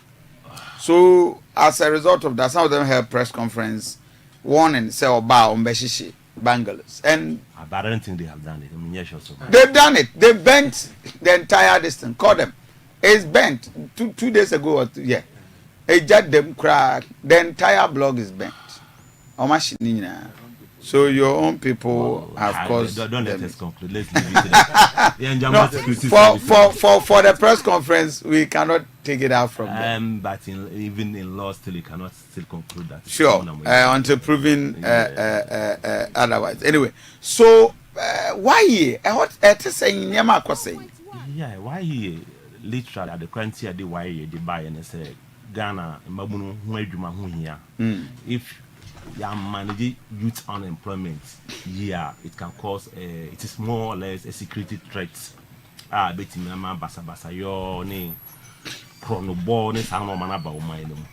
So why is literally there to public sector more permanent employment, more temporary employment in our bundle. Said they were running for 2 years after that and exit or more. I think we'll come to that. We have exit plan in place. Now, yes, so that after 2 years, where do they go? We'll work on that. And I didn't saw her or in here.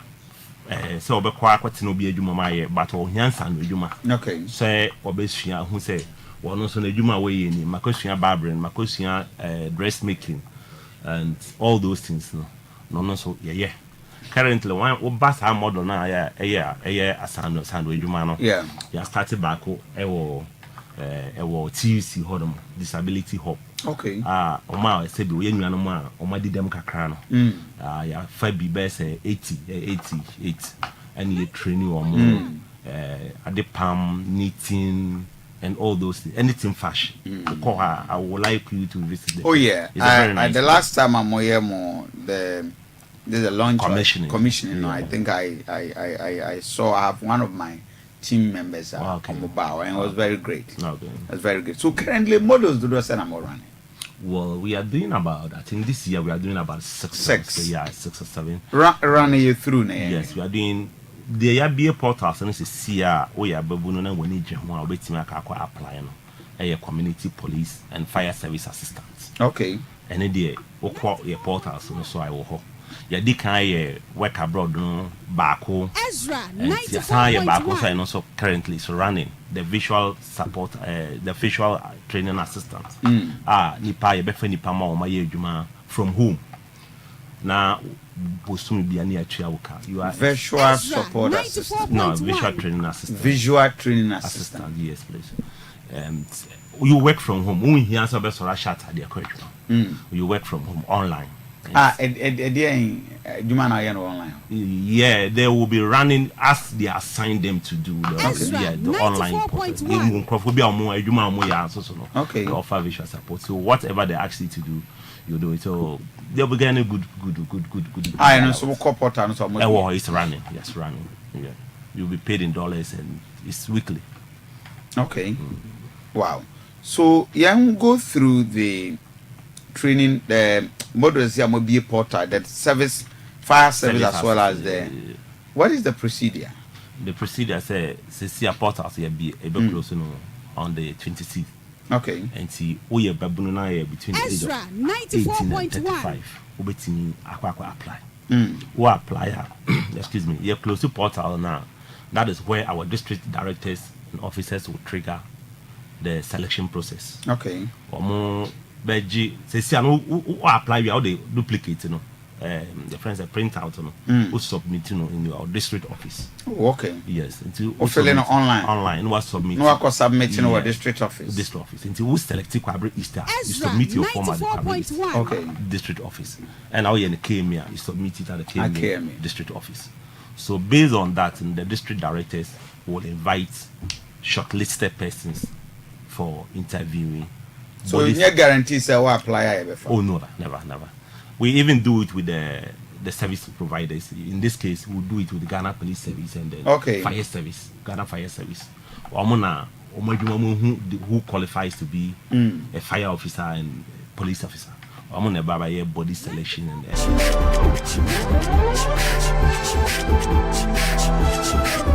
620300 and 0208340412 YEA regional boss, Asante region boss. Our baby will be any of your questions obeyano at the amount. Young father next caller. Good morning. Yeah, good morning. Hello, good morning. Hello. Pacho, we didn't be AFRIFA. Sorry, Bernard. Bernard Kasefri. Pacho Kasefri. Egra. My into. Pacho. We are now here Ezra TV and I'm afraid. Why you person? Pacho Kasa you. Kasa mi visa boss say. No, Kasa mi say. Why you phone you on me go Baba kasantem na kasa bemem why now the funny gweche doso they just said but ebu on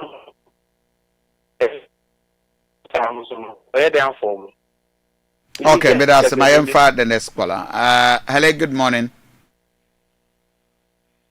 Yes, good morning.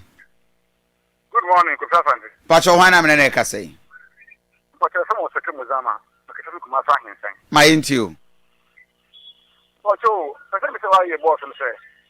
Ezra 94.1. For woman, who are 6 months, 8 months. Look, I mean, you do my music come from a man penny a time sign the children who pay the grammar. No person is a fool sign their phone because you won't buy person the baby. And it is slow to say, go on, you are paying the tuition of finance. Okay, my info last first batch of callers needs here. Good morning. Yes, good morning. Hello, good morning. Good morning. Who didn't be AFRIFA? About 4 my into. You mentioned once and me so yes, I need work for no me. Okay, may I say my info last caller on this. Good morning, Wenny. Hello. Yes, we didn't be AFRIFA. Hello. Yes, we didn't be AFRIFA. Next caller. Good morning. Good morning, your friend from Asante. My into. Pacho Samorot from Asante. Mam into. Good morning.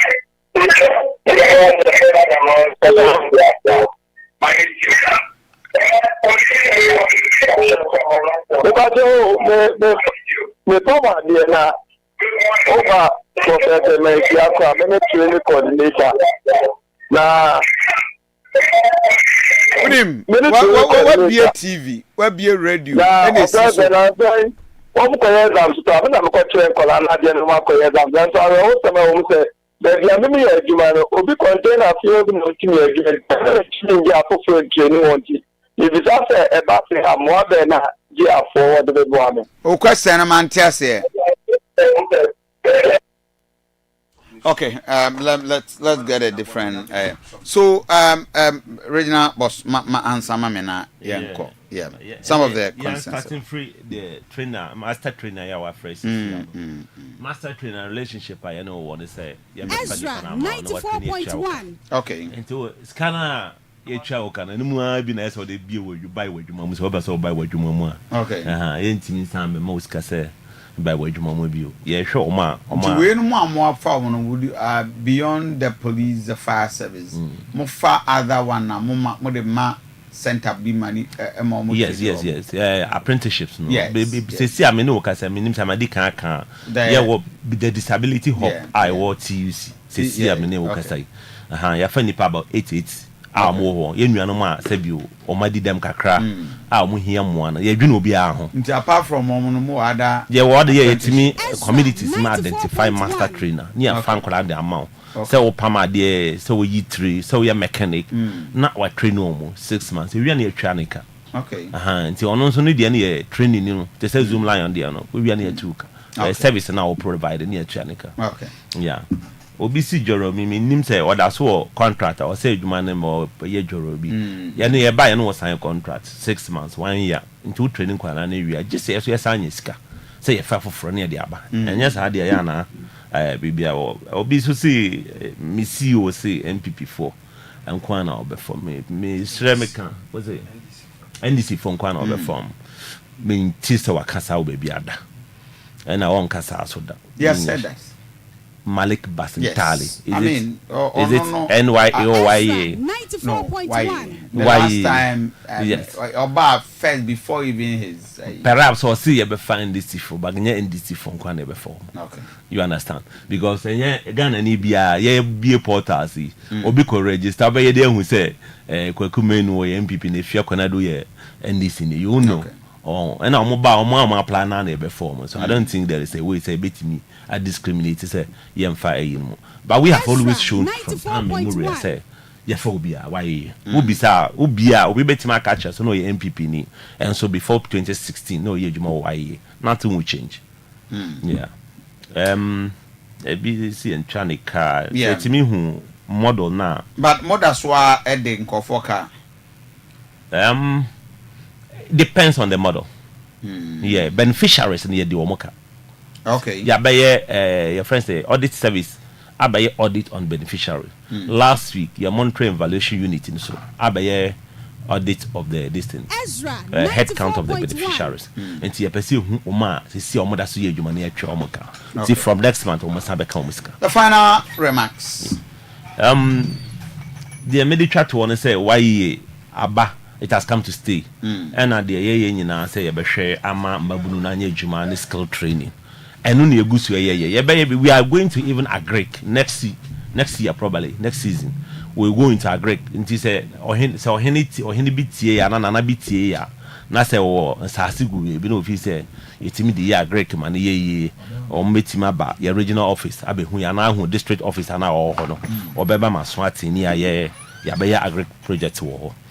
It's open to all. Will be aware qualified. But it's not the model about virtual training assistants. They used to be working from home. They will be trained, recruited, and they will be working from home. Scanning your bad. Then everybody should feel free and apply. Who apply? We are file print out and a form no faculty district office no. Na cost submit. On bet you the number. A drew time I select no on bet flow. So what apply? No one found called district office. No, I assume so their cost system no more and so they print out and they call district office no was submitted. I'm a district director and by 26th of this month you'll be close the applications. Okay. Senior Seth Atanga I'm more than grateful. And I wish you all the best. Thank you very much. Episode for High Ezra TV, Ezra Radio. That was the regional boss at the YEA for Asante region. My own man, I don't know who Kukwapia, and your birthday. I don't know, Chairman Kuka, it's usually called. Right. And Chairman Kuka, happy birthday to you and my brother Radin Kosu Inshtao. Amofa Jantua from PV Jantua Datsun. I wish the brother happy birthday.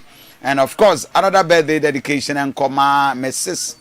Doris Udru, aka Nana Ajwa Ago Kwatema from Dr. Tofo.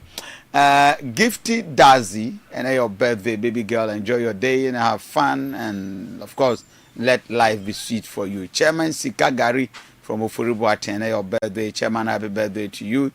Already on your kese, and of course, who else is celebrating his birthday? Nobody else. And pay. And I'm going to say, so if you're celebrating your birthday, you're celebrating it with all these people. Yeah, that already say. Ejano Eddie Chenia, Nyame Adma, Chebe Sansweshia. My special good morning and command the senior prophet apostle Johnson Kofi Amponsan. You are all the way in Italy. Papa, you are shaking the foundation of the devil. Ewo ubi manso. Radin Kosishra, Mosrania Kessie, na Amanya Kessie pa. May you continue to be an international apostle and bring the kingdom of the Lord to many people. Nyame Adma, the Besansocia, Sabri award winning DJ Godfred Edemo Babe Traswa, the Nomo Jomo Tata, Kusise Duba Kobewanama Ku, Ede Makosem Ababe Twamoso. Unto say, Ibisentiane dear, stay blessed and may the peace of our Lord Jesus Christ